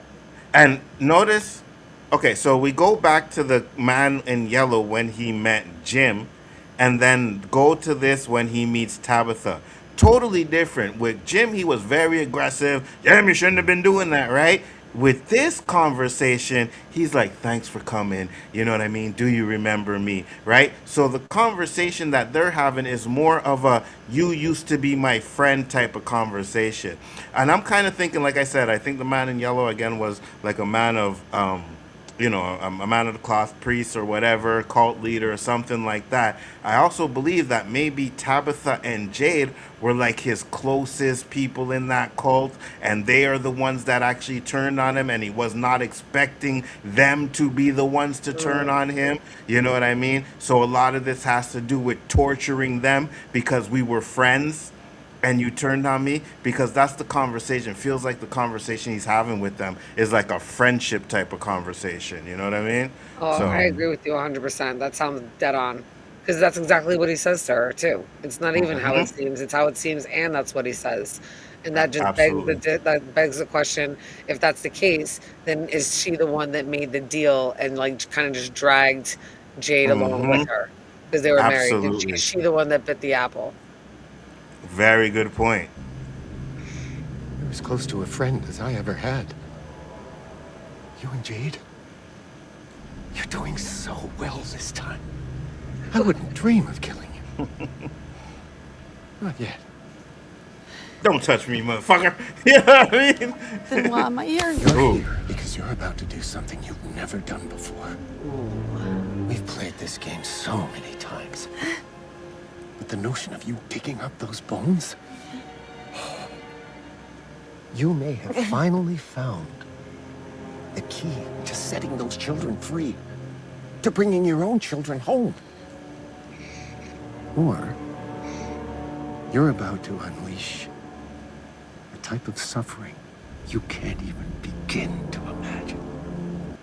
Listen, I gotta ask myself after watching it, because I watched it back enough last time, because I think it's one of the best scenes. But I gotta start to ask myself, I'm like, you just confirmed the plan would work. Why did you confirm? I think the man in yellow is way smarter than that to just be sitting there and telling, oh, you're about to do something you never done before. You're about to go get these bones. And then he said, or you're going to, and I think it's all connected, right? Even though they have to get the bones, I think getting the bones is going to unleash that fucking, you know what I mean? Like what he's never heard before. So it's kind of like, yeah, go ahead. I 100% agree. You know why? It's because that's not the end. They think that getting the bones brings them home. They have the whole Lake of Tears things that they're not really paying attention to. Yes, absolutely. So he wants them to get the bones. You know what I mean? He wants to unleash that horror that you've never imagined before. That's his plan. Now I'm more convinced, like, okay, so maybe it was, and again, I still iffy on it, guys, but maybe it was Jim that actually talked to Ethan, because he's telling him that's the way, right? Yep. The freaking bones is going to unleash something that you guys have never done before, but the Lake of Tears is what's going to save you. Absolutely, that's right. That's 100%. Go ahead, Brian. No, I think that he definitely saying, I want you to do this. This is why I'm telling you to do it, because you doing this and not following through is going to cause me to have all the power. You have no idea what you're about to do. Absolutely. 100%. Because you would have just killed her right then and there if you didn't really want her to do it. You know what I mean? So, yeah. And I think that suffering and pain means that the monsters are now the rules that kind of bind the monsters to night and day are going to be completely broken. Yeah. And that goes with taking up the tree and all of that stuff, breaking right? the talisman that no longer works. The talisman no longer works. It does anything. Yeah. Yep.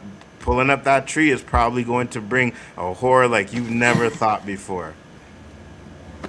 I love that face. This was really nice. I really have missed you.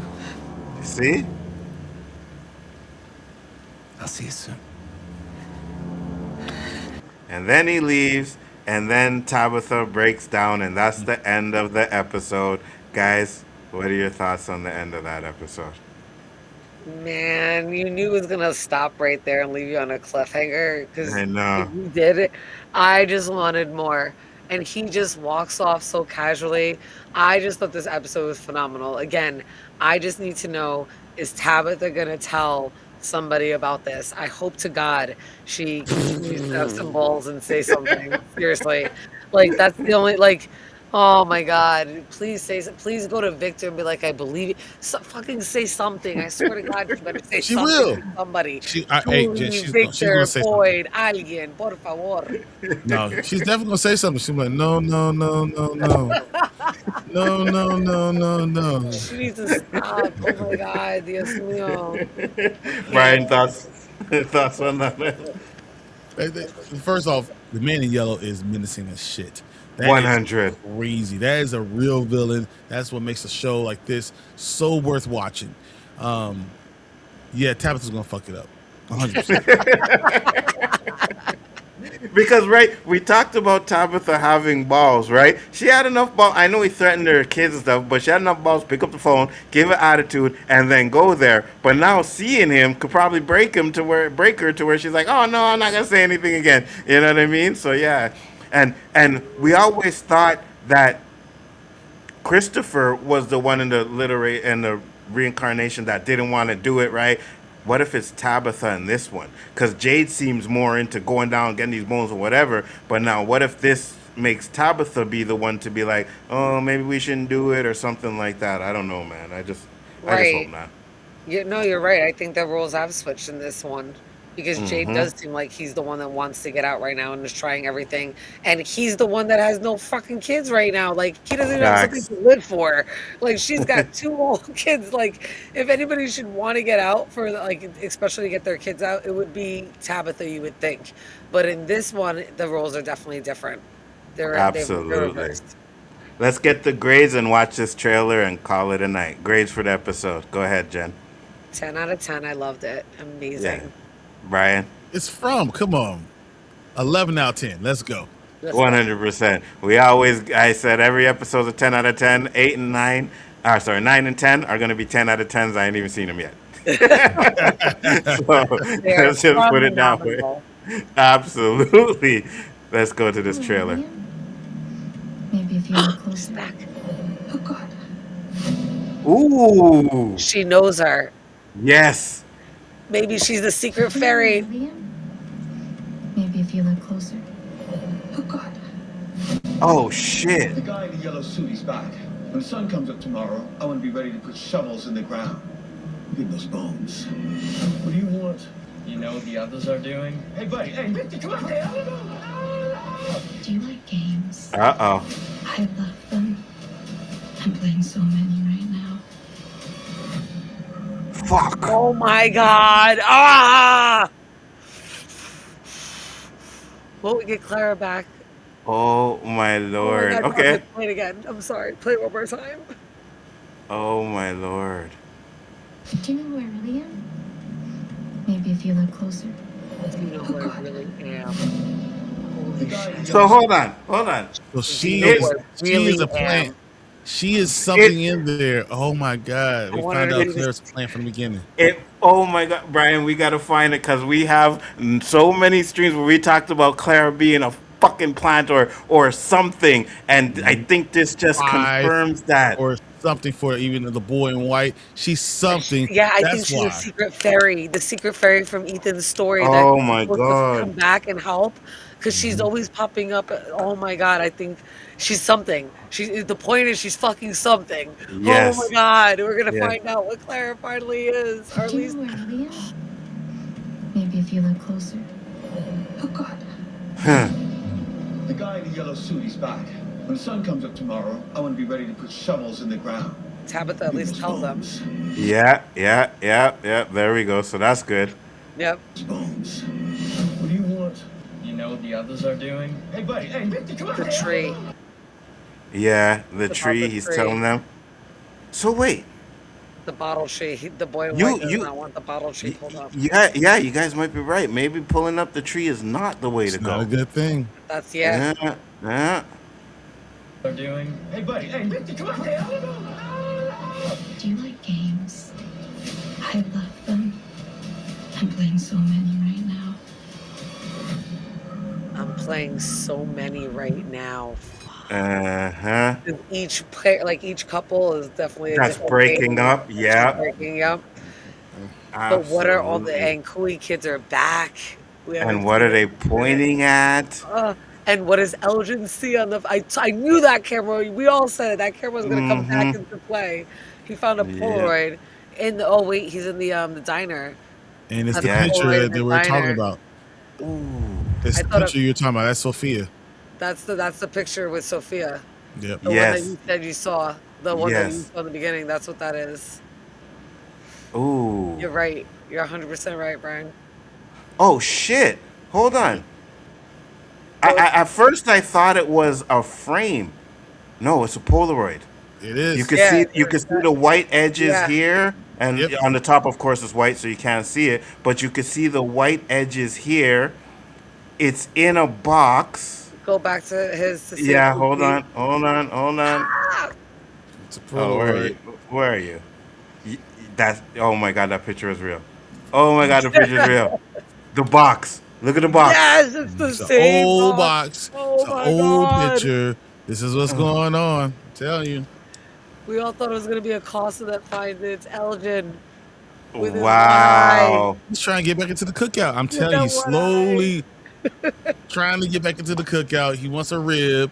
You about to get some potato And salad, some ribs, and a corn on the cob, man. Let's go. And Elgin has had interaction with the Sophie because she came into the house the night Roger attacked, right? Elgin was there, so he's seen her. So, oh my lord, oh. All right, Elgin, let's see what you do with the information. You know what I mean? That first, all right. Oh man, this is going to be a fire episode, bro.